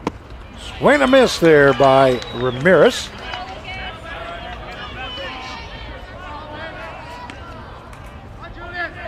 As Orr reached on the fielder's choice and Kusumoto reached on a double. Here's the pitch. And just misses outside. Now goes 1 ball, 2 strikes. Hear those Liberal fans out there. Quite a few out there. Thought that was a strike. That one gets away from catcher Hondo, and good job there by Ward to cover. And having to hustle back was Orr at third base. And Kusumoto goes back to second base. Nobody scores there. As you can see, the ball just gets away from Hondo. But yeah, Kondo did a good job. I mean, he hustled. Great job by Ward covering. Made everybody, runners back up. 2 balls, 2 strikes now. Ball hit into center field. Center fielder makes the catch. Lukart. And tagging up at third base is Robert Orr. So he will score. Today, Libero scores another run. 8-3 now is the score here in the bottom half of the 6th. But we do have 2 down. That will bring up the catcher number 11, Matt Cormia. Kusamoto is standing at second base. Yes, we do have 2 outs. Ball hit the right side. Second baseman Pantier backing up. Right fielder Sheldon calls him off. Makes the catch for out number 3. But not before Libero BJs score 1 run. So at the end of 6 innings of play, it is the Derby Twins 8 and the Libero BJs 3. And we'll be right back.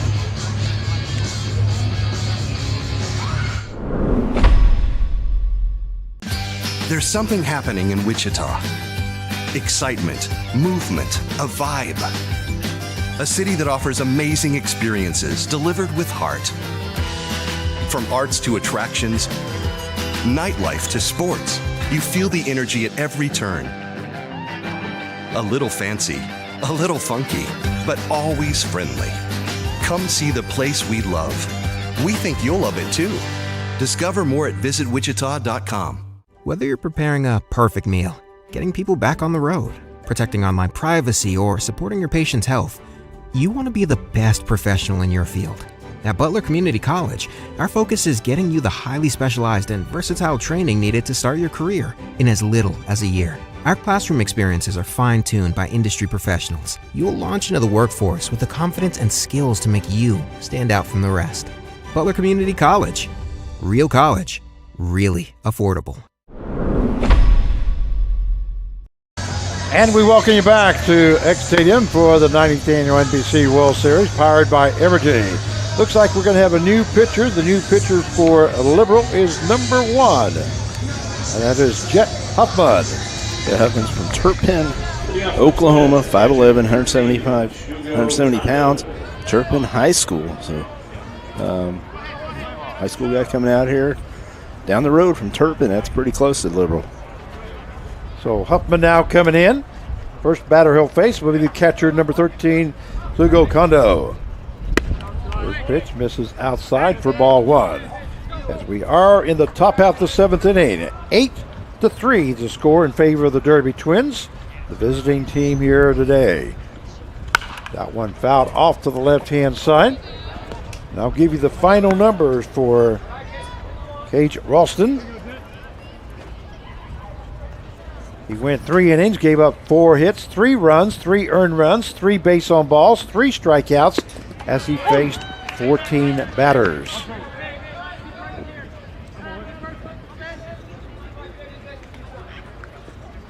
One ball, 2 strikes now to Kondo. Ball hits the right-hand side. Huffman picks up the ball, goes to Durham at first base for out number 1. So 1-3 put out his play for the first out. Brings up the center fielder, number 21, Braden Lucard. Look at Huffman's delivery. Everything looks good, and then he just has a quick, kind of jerky, real quick. Ball hit over this Orr's head, the shortstop, into left field. So Lucard records his second hit of the ball game, as he had one in the first inning. Now here in the 7th. That will bring up the second baseman, number 14, Holden Pantier.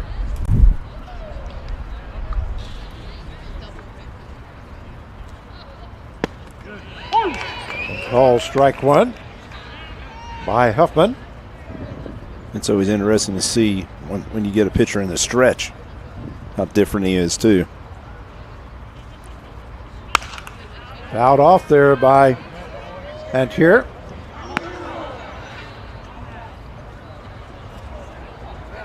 That's the thing about pitchers. Most of the time you're going to have runners on anyway. You need to work from the stretch probably a little more than you do from the windup. The count goes 0 balls, 2 strikes. Here's the pitch. It just misses outside.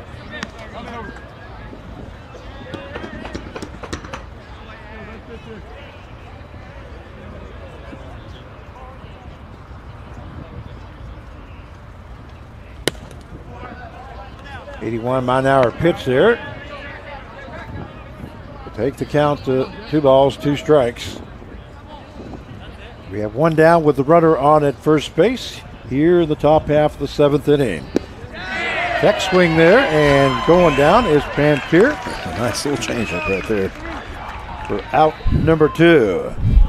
And Huffman records the first strikeout of the ball game.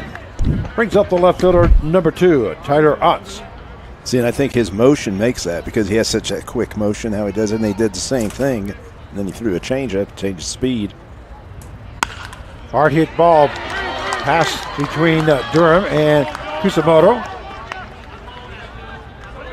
So Otts records his first hit of the ball game. Right fielder, number 7, Cade Sheldon. Second time on the base paths. We'll bring up the right fielder, number 7, Cade Sheldon. So now runners on at first and second as Luckhart moved to second base on that play. Had to kind of stop there for a second because the ball went right by him.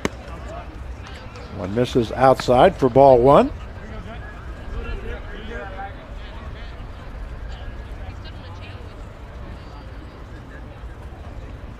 Two outs. And that one misses outside. 2-0 now the count. So our good friend Michael Dean over here. Mike Dean came in? Yeah, that's Hall of Famer Mike That's Dean. right. He's probably the other guy that knows I was a photographer.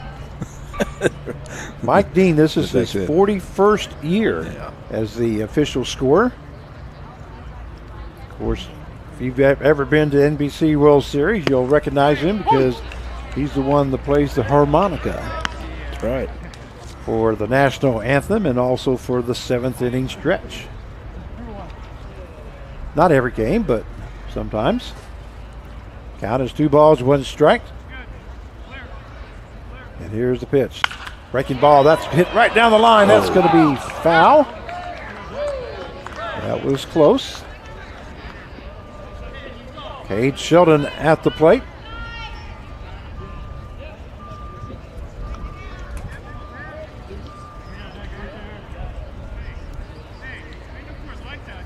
Luckhart at second base, Otts at first. They both reach on base hits. Here's the pitch. Oh, that one back. They called a balk on him. Yep. So both runners were advanced now. Otts will move to second base, and Luckhart will move to third base. Hey, I hear you, okay? That's enough. Wait.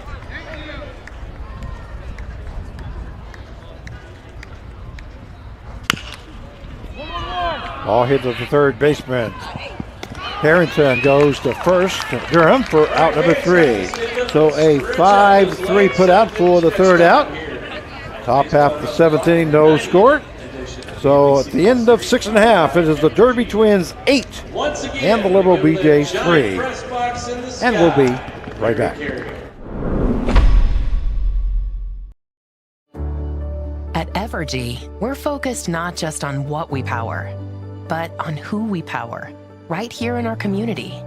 We provide payment assistance to our neighbors who need it. Invest in organizations and people, creating opportunity for all to benefit. And volunteer our time around our hometown so that together we improve it. Because we're committed to spreading good energy throughout our community. Evergy, the utility company. Have you ever needed to stop or change the way you do something you love because of aches, pains, or injury? The physical therapists at Select Physical Therapy are here to get you back to work, life, and your favorite activities. Most importantly, your goals are their goals. Their movement experts will listen and develop an individualized treatment plan so you can heal. Begin care faster by requesting an appointment today at selectphysicaltherapy.com. Experience the power of physical therapy at Select Physical Therapy.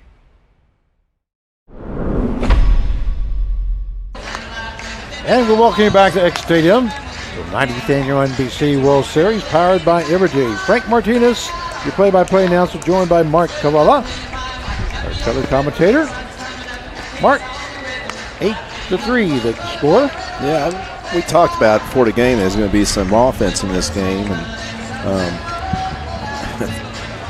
like I said, it's been pretty good. It looks like now we got a new pitcher in for Derby. Okay. And that's number 9, Carson Richard. He's from Little Rock, Arkansas, 6'4", 225, Wichita State University. So he knows this mound.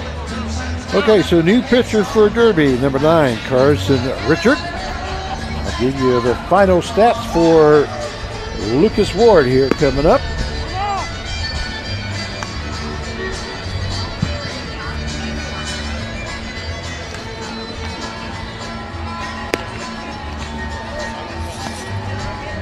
Doing the 7th inning stretch, and then thank God I'm a country boy. We started many years ago. So due up here in the bottom half of the 7th inning is right fielder number 8, Joel Roberts. Richards will face Roberts, Harrington, and Snow.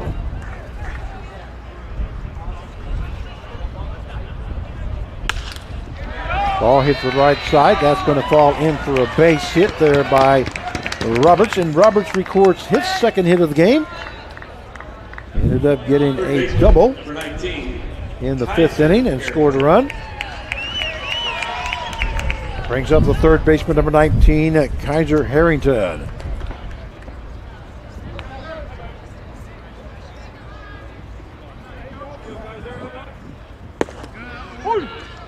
That's 88 right call there. Strike. Fastball.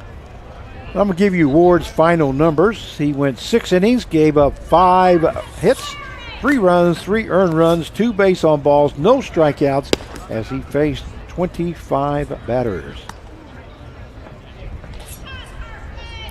Count it 1 ball, 1 strike now to Kaiser Harrington, 3rd baseman for the Libero BJs. Here's the pitch. Another balk. What they do, call a balk? Yep. Well, Roberts will move to 2nd base on that balk, and then no pitch. Yeah, the count stays at 1 ball, 1 strike. He didn't pause. Just went right through it.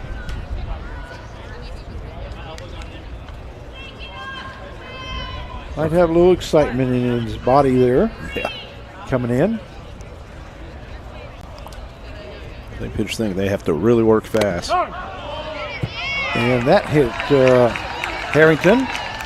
So he will be going to 1st base. Now we have runners on at 1st and 2nd with no outs. And that will bring the left fielder, number 21, Lane Snow. Watching the replay there. Yep.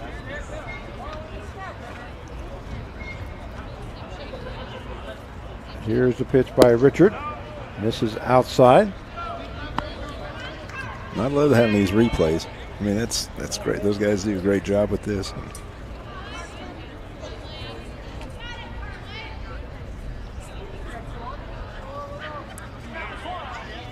Richard's pitch. That one misses low for ball 2. 2-0 now the count. We have Roberts on at 2nd base. Harrington on at 1st as he just reached on a hit batsman. Roberts reached on a base hit. Ball hit down the line. 3rd base side goes foul. The count goes to 2 balls and 1 strike.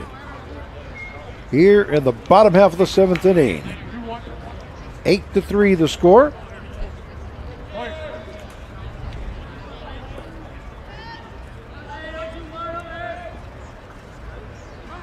There goes the runners. Throw down to 3rd base. Not going to be in time, and Roberts is in safely with a stolen base. Harrington moves to 2nd.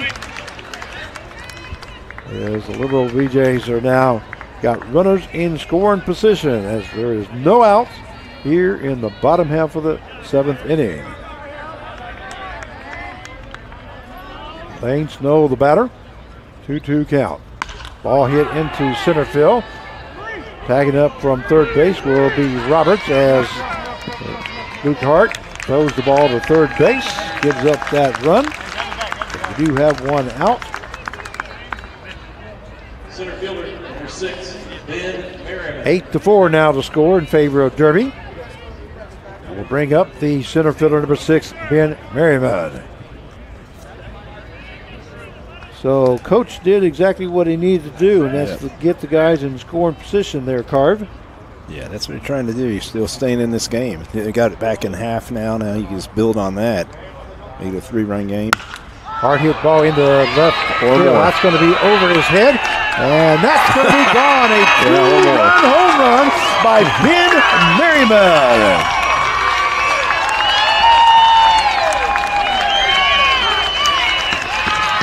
So 3 runs have been scored here in the bottom half of the 7th inning for the Libero BJs.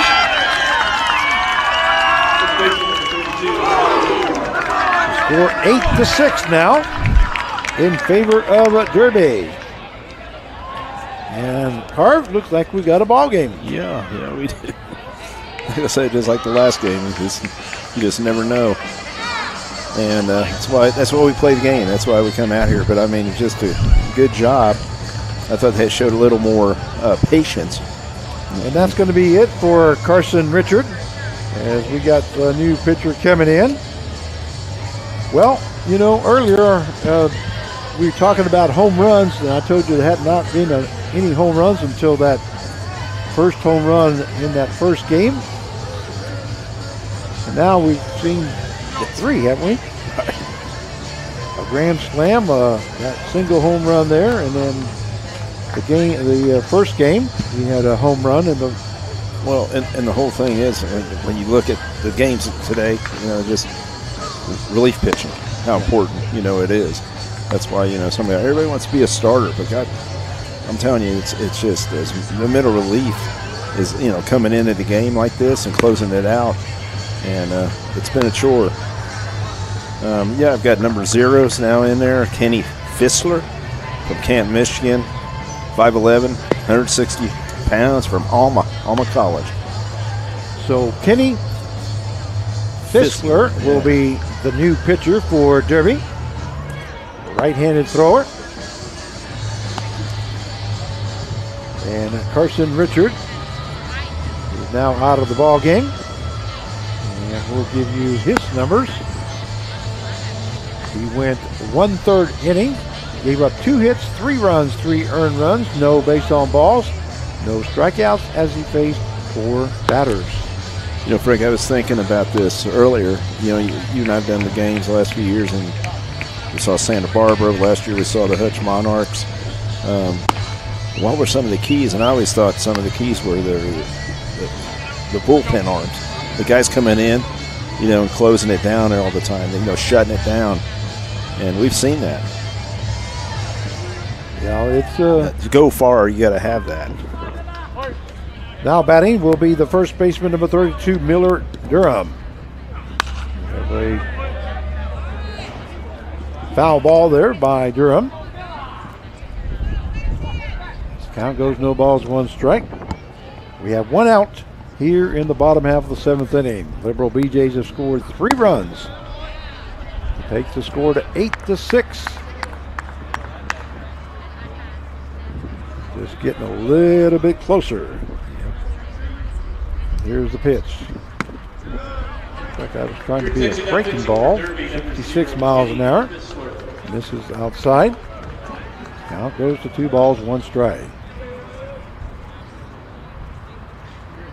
That one fouled off. And count will even up now at 2-2. And the thing is, all you're looking for is that you can get 1 big swing just like that. You're into the game. You're back in.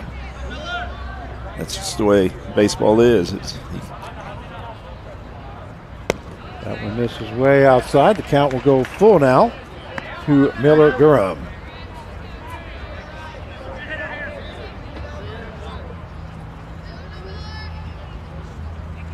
The pace has kind of slowed down now, hasn't it? Right. That one hit into left field. Left fielder Ott backs up, makes the catch for out number 2. Yeah, it's like you said, we definitely have a game now. Shortstop number 24, Robert Orr. That will bring up the shortstop number 24, Robert Orr.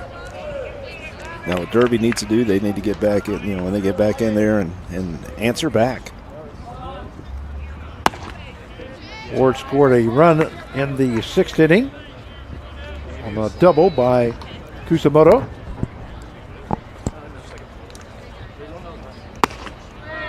Reached on a fielder's choice.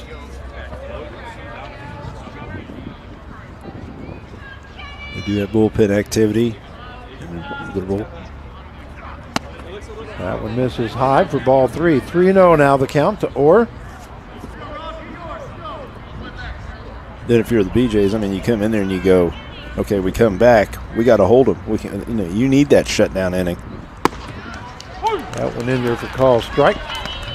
3 balls, 1 strike now to Robert Orr, shortstop for the Libero BJs.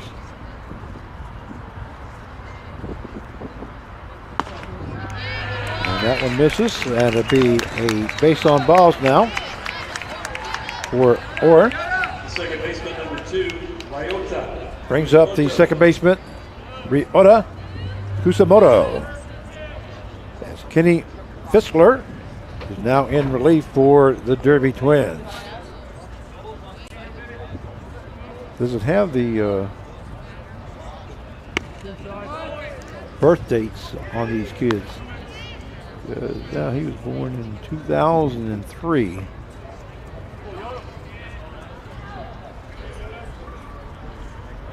Here's the pitch.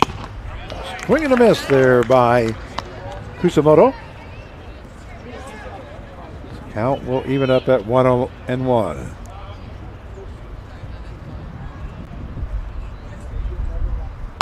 Breaking ball fouled off there by Kusamoto.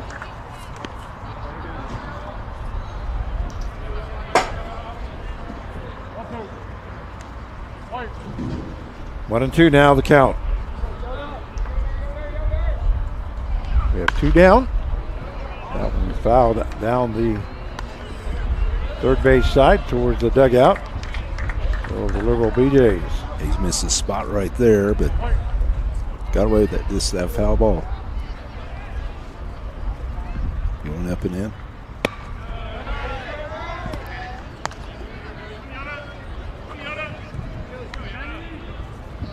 Two and 2 now the count. That one missed way outside. Going in. Whoop. And that one hit Kusamoto. So after a walk and a hit batsman, Libero will have runners on at first and second. And the guys that throw from down under like that, lefties are the kryptonite. It's kind of tough to throw to them. And because how the ball comes in on them and stuff, you can see right there. Brings up the designated hitter number 26, Julius Ramirez. First pitch to Ramirez is inside for ball 1.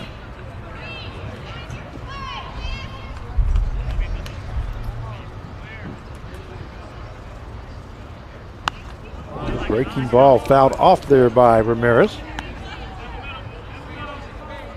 Matter of fact, I'm fortunate to have one guy that you'll know, John Qualls, that played for me at Friends. I got him on the Derby Twins, and he ended up being the MVP, if you remember. And he threw like that. And we always talked about how we're going to beat lefties. Ball fouled off once again. 4 baseballs, please. But he was smart. Another young fan gets a souvenir. And he runs up the stairs with a smile on his face. That's what baseball's about. That one just misses inside. We'll take the count to 2 balls, 2 strikes now to Ramirez. Fischler. This came in.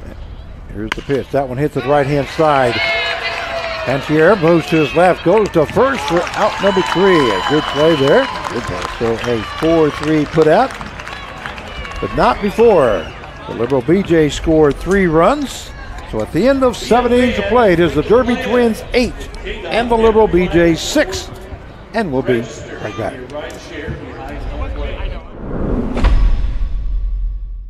At Davis Moore, we make sure there's something for everyone at each of our locations. We stock vehicles spanning almost every make and model. We're confident you will find exactly what you're looking for. Every vehicle on our lot has passed our 171-point inspection to ensure safety and reliability. Customer service is our top priority, and our friendly and expert staff will guide you through the process every step of the way.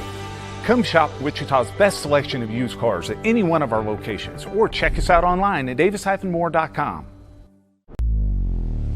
Have you ever needed to stop or change the way you do something you love because of aches, pains, or injury?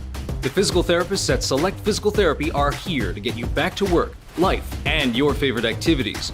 Most importantly, your goals are their goals. Their movement experts will listen and develop an individualized treatment plan so you can heal. Begin care faster by requesting an appointment today at selectphysicaltherapy.com. Experience the power of physical therapy at Select Physical Therapy.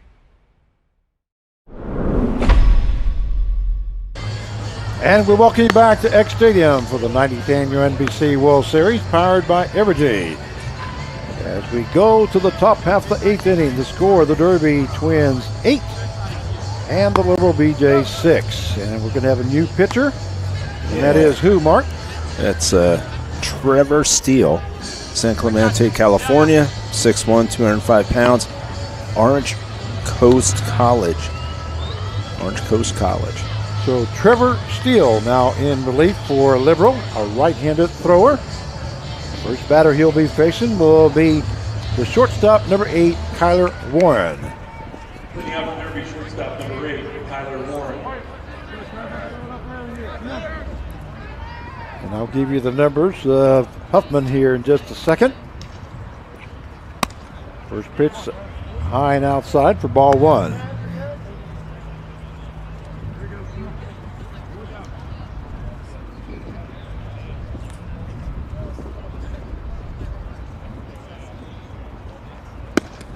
One in there for call strike. But that will even up the count at 1-1. Derby right now, they just want to score a couple runs. Remember, get that separation. Hard hit ball down the left field side, and it's going to go foul. Okay, Huffman's finals numbers. He went 1 inning, gave up 2 hits, no runs, no errors, no base on balls, 1 strikeout as he faced 5 batters.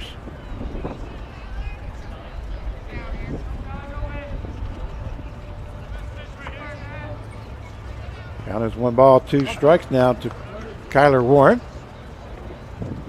Here in the top half of the 8th inning. Here's the pitch. That one hit into left field. That's going to fall in front of Snow in left field. So Warren records his 3rd hit in a row now, and 3rd hit of the ball game. And we'll bring up the first baseman, number 34, Nolan Ganter. You'd see that was just a nice, simple swing. Just nothing, trying to overswing and all that. Just did what he needed to do. That's what Derby needs. They want to get those runs back. Very well observed there, Coach. Right. That one called strike. The count goes no balls, 1 strike. Sometimes I see a lot of overswinging from guys in that, just controlled swing.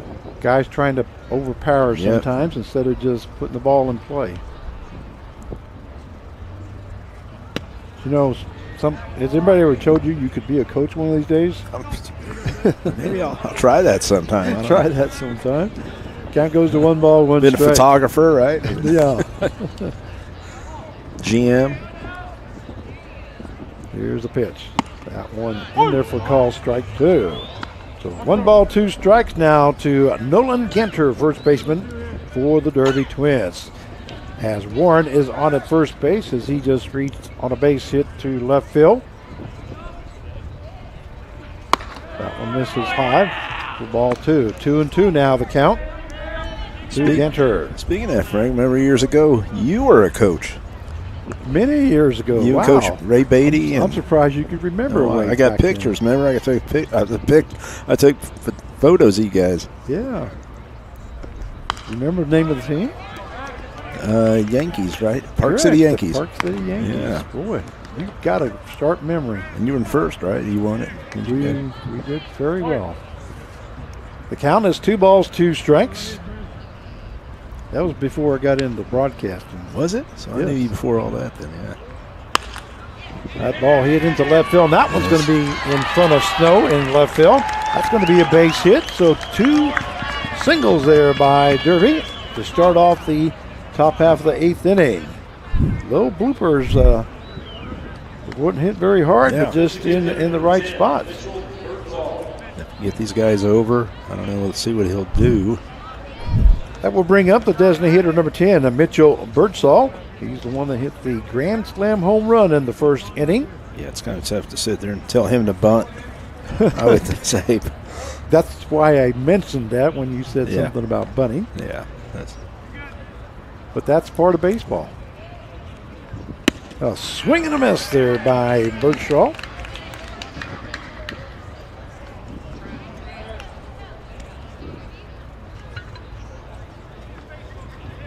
And again, are they pitching them different now? I don't know. It's no balls, 1 strike. Here's Still's pitch. Ball popped up on the right-hand side. That's going to be a ground rule double, looks like.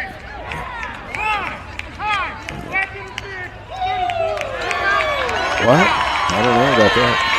They called interference on that. Yeah, they called. Well, he went back. Let's take a look at that. They're saying that he affected the way he caught the ball. With the truck. I don't know. I don't know how that. As he goes back, he's backing up, and he's got to be back. Oh, he just stepped on the plate and then goes down. He wasn't. No intention. What do you think, Frank? I mean, there was no intention of him trying to. I don't think there was any intention there. The guy had his arms up, but I mean, they know the rules better than I do. Yeah. So that's their job. I'm sure we'll hear about it. So it is a double play. Yeah. That brings up the third baseman, number 6, Cole Kitchens. That is a big play, though. Yeah, it definitely is. I don't see that Ganter had anywhere else to go except because if he didn't go back to the bag, that would have been a double play by tagging the bag. Yeah, to go. I mean, that was the path right there. I know one guy's not going to be happy. Jeff Wells. I know that guy. Oh, their ball gets away, and Warren will be moving over to third base. Even gets bigger, doesn't it? There'll be guys standing on second and third with 1 out. Yeah.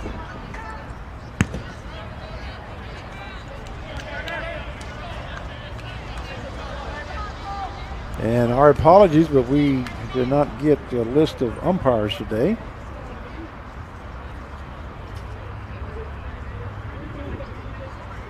That one in there for call strike. Count goes 2 balls, 1 strike now. I kind of see if he dropped the ball or something, or something like that where it affected, but he caught it. It wasn't. I didn't, like you said, I didn't see the intent. Any intent like he was. Ball hit the left side to the Liberals dugout. We'll have to ask some of our umpire buddies. I'll talk to them and see what'd you think of that. Well, they have to kind of see that play because I just thought the runner tagged the bag and then just down because he got down, so he would be in his way. Player was trying to make the play and his arms were extended, so he had nowhere else to go. That one misses outside. Like see if he was standing up tall, playing like that. Count goes full now at 3-2. And I want to know because I'm a coach, so I want to know it's a situation like that. What do you tell your players?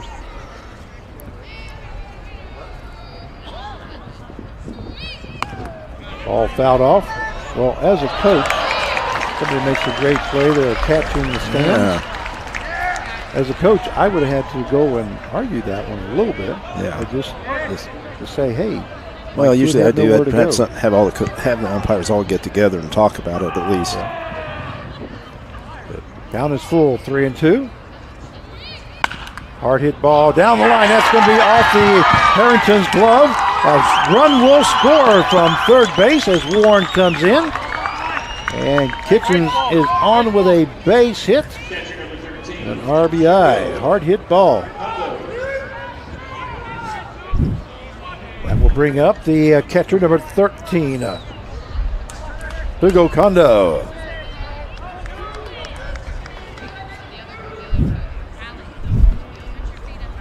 As hard as that was hit, Harrington had kind of got handcuffed. Not able to come up with it. Here's the pitch to Kondo. Misses high for ball one.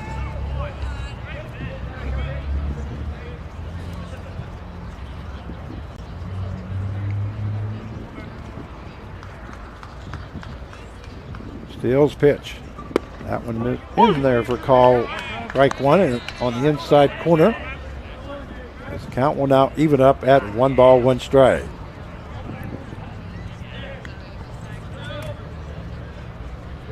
We have Kitchens on at first base with 2 down. That one misses high at 76 miles an hour. 2-1 now the count to Kondo.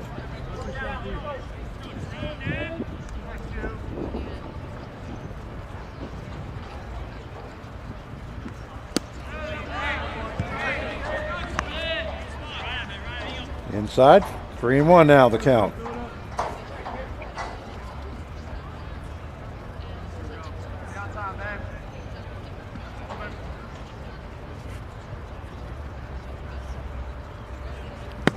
Swing and a miss there by Kondo.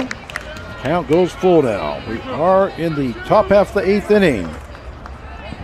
9-6 now the score in favor of Derby.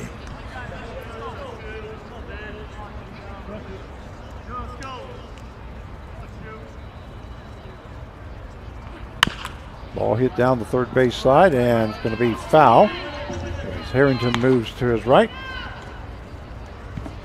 But for Derby, I think it's very essential that they get on that scoreboard, especially all that momentum from Liberal. But it's still not over. We've learned that before. Full count still. Here's Steele's pitch. Ball hit to the third baseman. Third baseman Harrington backs up. Goes over to Durham. Go for the out. And a 5-3 put out for the third out. But not before Derby scores 1 run. So at the end of 7.5 innings of play, it is Derby 9 and the Liberal 6. And we'll be right back.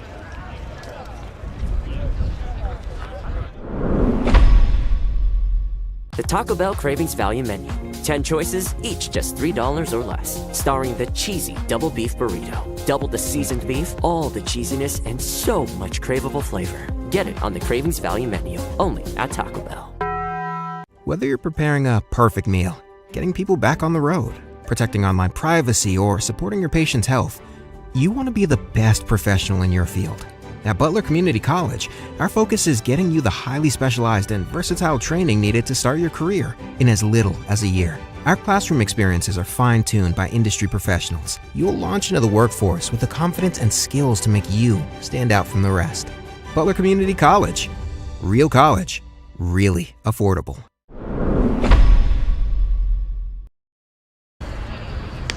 And we welcome you back to X Stadium for the 90th annual NBC World Series, powered by Evergy.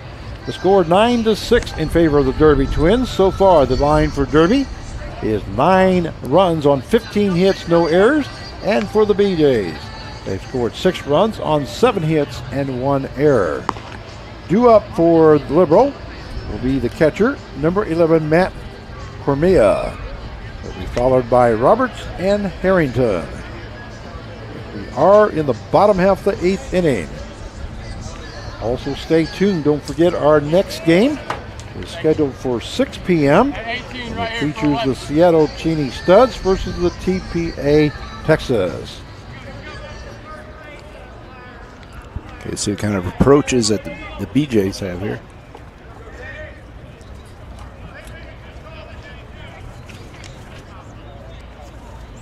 Yeah, I believe we still have the same pitcher. Yeah. Okay. Which is Fiskler. We're ready for the bottom half of the 8th inning. 9-6 to score. First pitch misses inside. And this is what I always said about, like so the guys that throws like this, the lefties are always tough. And the ball goes in. Batter is Matt Cormia, the catcher. Swing and a miss there by Cormia. As the count evens up at 1 ball, 1 strike.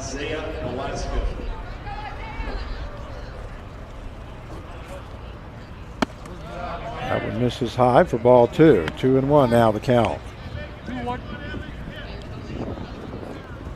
9-6 the score in favor of Derby over Libero.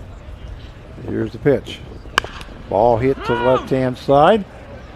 Going to be right down the line. Right fielder Otz makes a great effort, but not able to get to it as it's near the fence.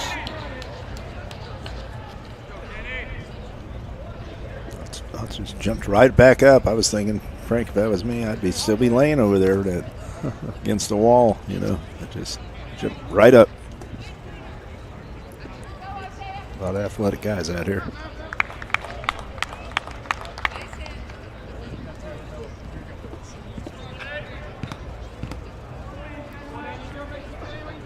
Two and two now the count to Cormia. Here's the pitch.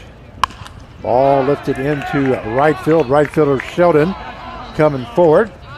Gets under it, makes the catch for out number 1. So 1 out here in the bottom half of the 8th inning. Brings up the right fielder number 8, Joel Roberts.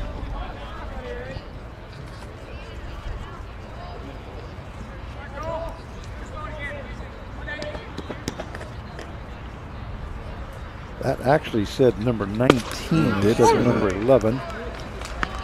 And we didn't catch that one. Didn't hear.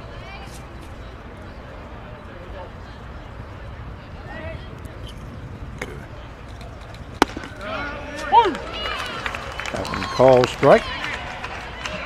For the count, no ball, 2 strikes now to Roberts.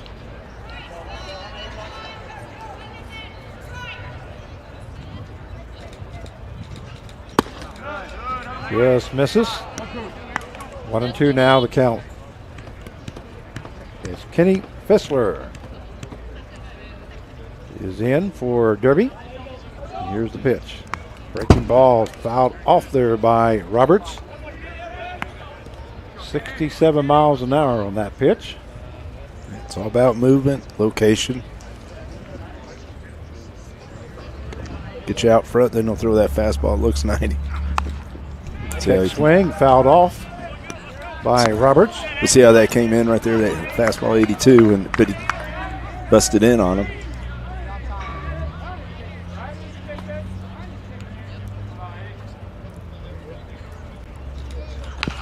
Ball hit the left side. The Kitchens tries to scoop it up, not able to come up with it.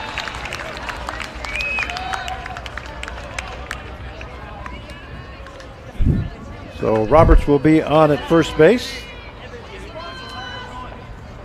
And that'll bring up the third baseman, number 19, Kaiser Harrington. Third baseman, number 19, Kaiser Harrington. There's a base hit there by Roberts. He records his 3rd hit of the ball game. Official score. So the bottom part of the lineup's definitely done well, man. 1, 2, 3, 4, 5, 6 times on base. The last 2 guys, Roberts and Harrington. That misses high for ball 2. 2-0 now the count to Kaiser Harrington, third baseman for the BJs. Here's the pitch.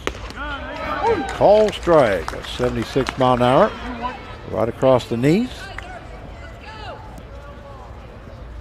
2-1 now the count. And we're in the bottom half of the 8th inning. 9-6 the score in favor of Derby. Here's the pitch. That one hits the right-hand side. First baseman makes a nice scoop there. That's Ganter. Goes to second for the force out.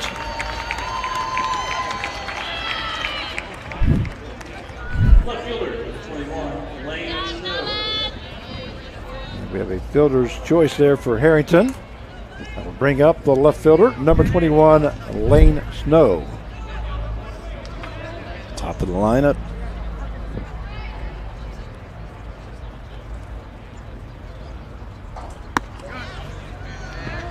That one misses high and outside for ball one.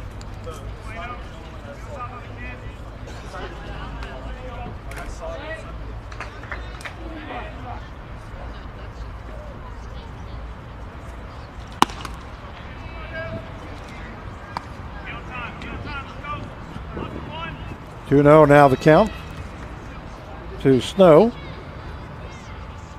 Have a runner on at first base with 2 down. Now that could have been a balk right there because he didn't really get set. Just to make sure he pauses. There you go. 2 balls, 1 strike. Here's the pitch, and that one's way inside. Almost hits Snow. 31 now the count.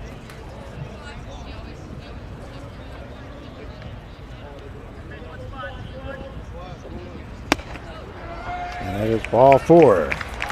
So Snow will be on at base on balls. Harrington moves to second base. And we're going to have a timeout there by Coach. He's going to talk about it. Get a little more time on your bullpen. Get a few more throws in there.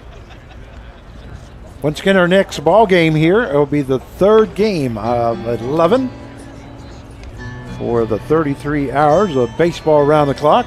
And it will feature the it will feature the TPA Texas versus the Seattle Cheney Studs. That game coming up, scheduled for 6 p.m.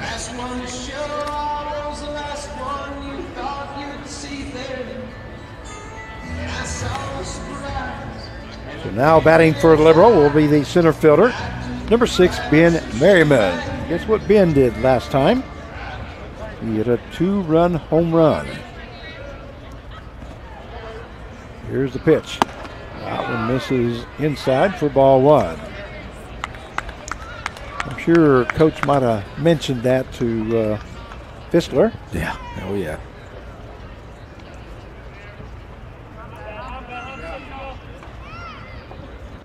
Breaking ball in there for a call strike. 65 miles an hour. Breaking ball. Now evens up the count now at 1 ball, 1 strike.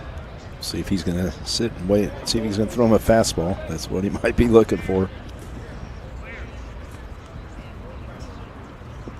Another breaking ball fouled off there by Merriman. Yeah, that's. The count goes to 1 ball, 2 strikes. I mean, if the thing about that's it, the pitcher's best throw, best pitch right there. See off speed. Here's the pitch. Oh, great pitch there. Just misses. As the count goes 2 balls, 2 strikes.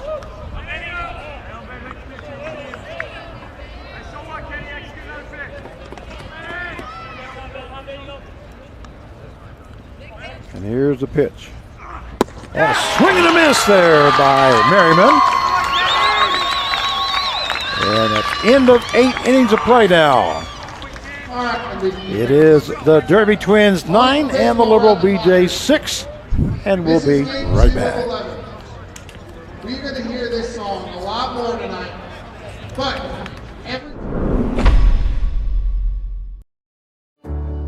At Evergy, we're focused not just on what we power, but on who we power, right here in our community.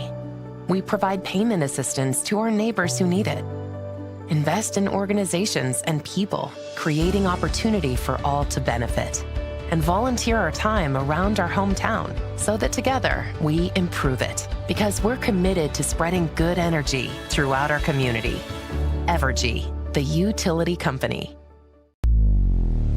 Have you ever needed to stop or change the way you do something you love because of aches, pains, or injury? The physical therapists at Select Physical Therapy are here to get you back to work, life, and your favorite activities. Most importantly, your goals are their goals. Their movement experts will listen and develop an individualized treatment plan so you can heal. Begin care faster by requesting an appointment today at selectphysicaltherapy.com. Experience the power of physical therapy at Select Physical Therapy. And we welcome you back to X Stadium for the 90th Annual NBC World Series, powered by Evergy. As we go to the top half of the 9th inning, the Derby Twins 9 and the Libero BJs 6. Once again, next up will be TPA versus the Cheney Studs. The game scheduled for 6 p.m. here this evening. Is this same picture here carved? That's what I was looking at here. Just trying to get his number. Let's see. It is number 4 this time.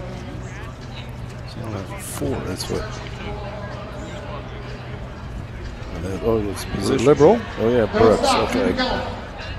Here we go. Come on. So is Brooks Kappelman from Liberal, Kansas. 6'3", 210, Seward County Community College.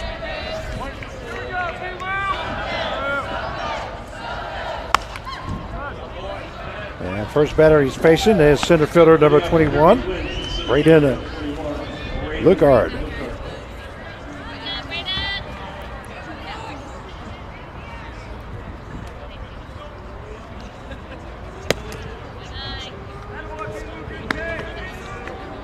Yeah, it Count is 1 ball, 1 strike. It does have him a right-handed pitcher, utility player. 1-1 now the count. Here's the pitch. That one in there for call strike. Breaking ball at 69 miles an hour.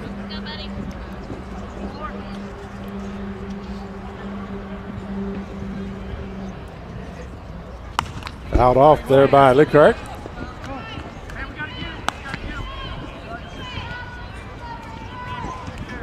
Will you grab 4, please?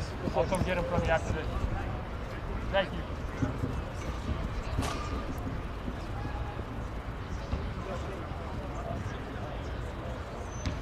Sounds like we got a nice crowd out there, Carb. Yeah, definitely building up.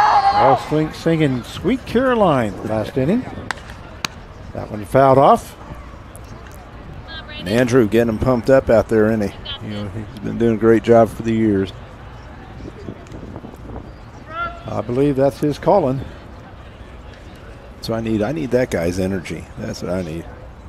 I may need that around midnight. That's what I was Actually, the wondering. next game. That one misses inside as the count goes to 2 balls, 2 strikes.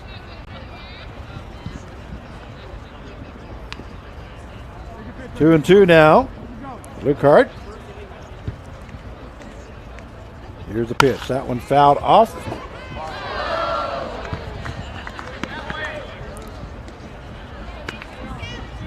Right towards the Liberals' dugout. Always have your head on a swivel, right? Always Yes, have sir. it. You're supposed to.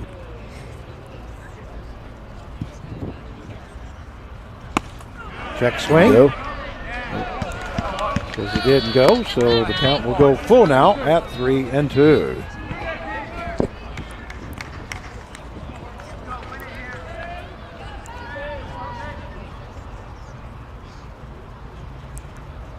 Here's the pitch.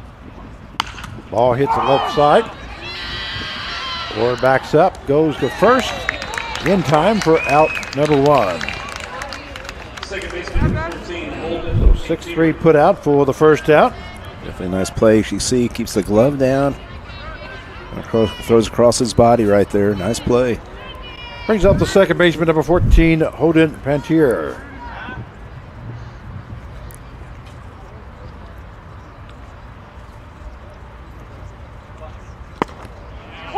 Fastball in there for call, strike 1.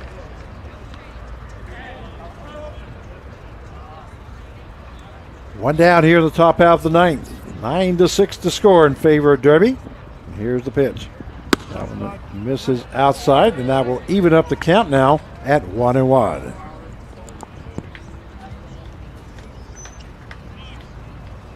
It's going to be a beautiful evening. Come out and watch some baseball. Swing and a miss there by Pantier. His count now goes to 1 and 2. Yes, baseball round the clock. Boy, I didn't know if I'd ever get a chance to say that again. Yeah, it's been a while. Ball, strike three. Panther stood there and looked at it. Popped in an 86 Out number mile. 2. That 86. will bring up the left fielder, number 2, Tyler Otts. What was that? I was going to say, popped in an 86. I'm setting him up, then boom, popped in the 86 mile. Fastball. I was going to ask Frank, you've done, like, what about the 3, 4, whatever, 3 o'clock in the morning games? So you've done that? Oh, yeah. Yeah. That's the ones that, I don't know, I'd have trouble with that. That one misses low for ball 1. Definitely have to take a nap, wouldn't you? Did you have to do that? Did I ever have to take a nap? Well, I have a story about that one. And here's the pitch. That one misses outside as count goes 2-0. Actually, I was supposed to do a ball game about 3 o'clock in the morning or so, and it was raining so hard that I decided I'm going to go take a nap next doors. Back at Lawrence Dumont Stadium, we had couches back there. There's a ball hit right back to the pitcher. Pitcher Kappelman goes to first for out number 3. I'll finish this story right after this half inning. At the end of 8 1/2, it is the Derby Twins 9 and the Libero BJs 6. And we'll be right back.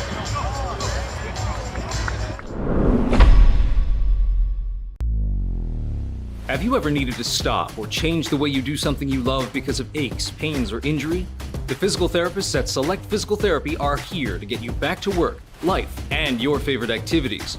Most importantly, your goals are their goals. Their movement experts will listen and develop an individualized treatment plan so you can heal. Begin care faster by requesting an appointment today at selectphysicaltherapy.com. Experience the power of physical therapy at Select Physical Therapy.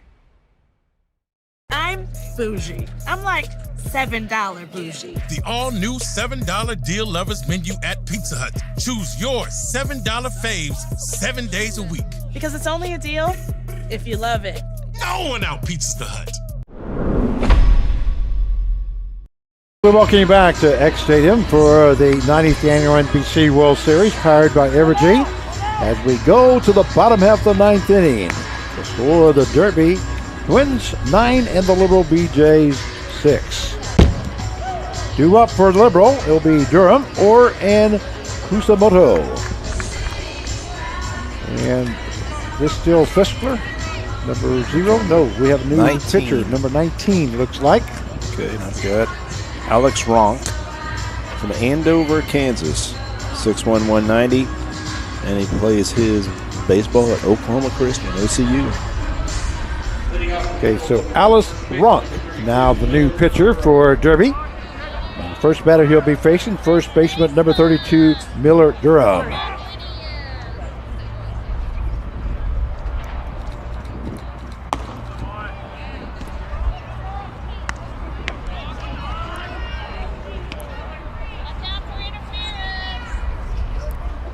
First pitch was ball 1. Here's the second one. That one in there for a call strike at 83 miles an hour by Ronk. As that evens up the count now at 1 ball and 1 strike.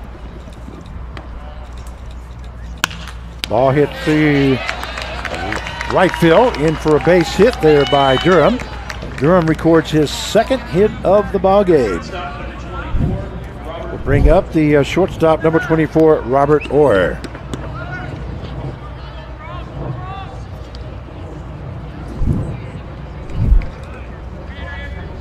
9-6 the score. Favor Derby.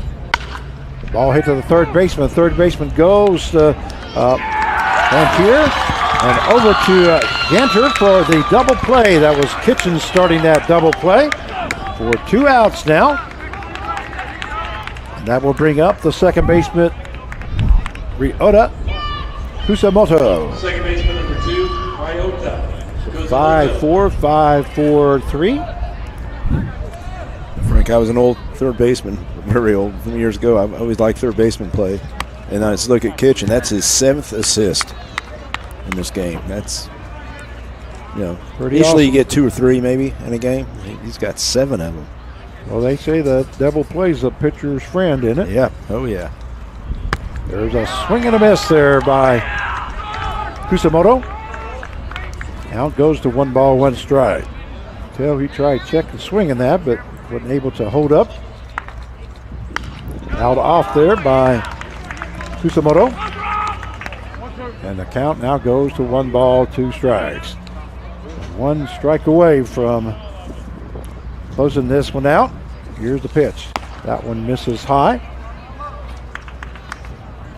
And that will even up the count now at 2 balls and 2 strikes.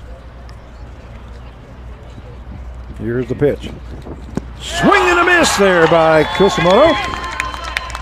Catcher did drop the ball, but throw down to first base, and that is the ball game. With the final score, the Derby Twins 9 and the Libero BJs 6. Great ball game. Stay tuned for our next game, which will feature TPA versus the Seattle Cheney Studs. That game scheduled for 6 p.m. Any last comments? No, I mean, it turned out to be a pretty good game, after, like I said, both teams, we're seeing teams fight. And it's the biggest thing is I don't think anybody sit there and say, yeah, we got this game won. And you just got to watch the whole 9, I guess, and that's how it's going to be this tournament, I think, Frank. Nobody's going to give up, and we'll just see how the middle relief pitch, and I think that's going to be the key in this tournament. Well, on behalf of the staff here and the workers from Butler Community College TV, we thank you all very much for joining in. Stay tuned for our next game. Mark Cavallo and I will have that call for TPA versus the Seattle Cheney Studs. Once again, we will thank you for watching, and we'll talk to you at 6 o'clock. Thank you.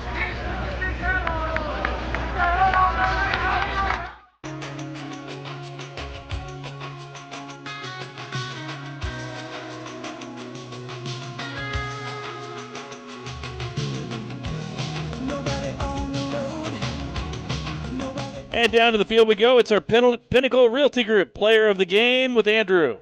Ladies and gentlemen, I am here with today's Pinnacle Realty Group Player of the Game, Mitchell Birdsall. Mitchell, you really got the game going. First Grand Slam here at the 90th NBC World Series. How did that feel? Oh, it was pretty awesome. I mean, I was expecting to get something good and took advantage of it. Derby Twins, you're right down the road from Wichita. How's it feel to have some fans here and watching at home? It's pretty awesome. Just being about 20 minutes away, pretty cool that we get a few fans come out here and support us. What are you most excited about this year's NBC World Series? I'm just excited to play with the team and get a few wins here. Congratulations. Ladies and gentlemen, your Pinnacle Realty Group Player of the Game, Mitchell Birdsall. Thank you, sir.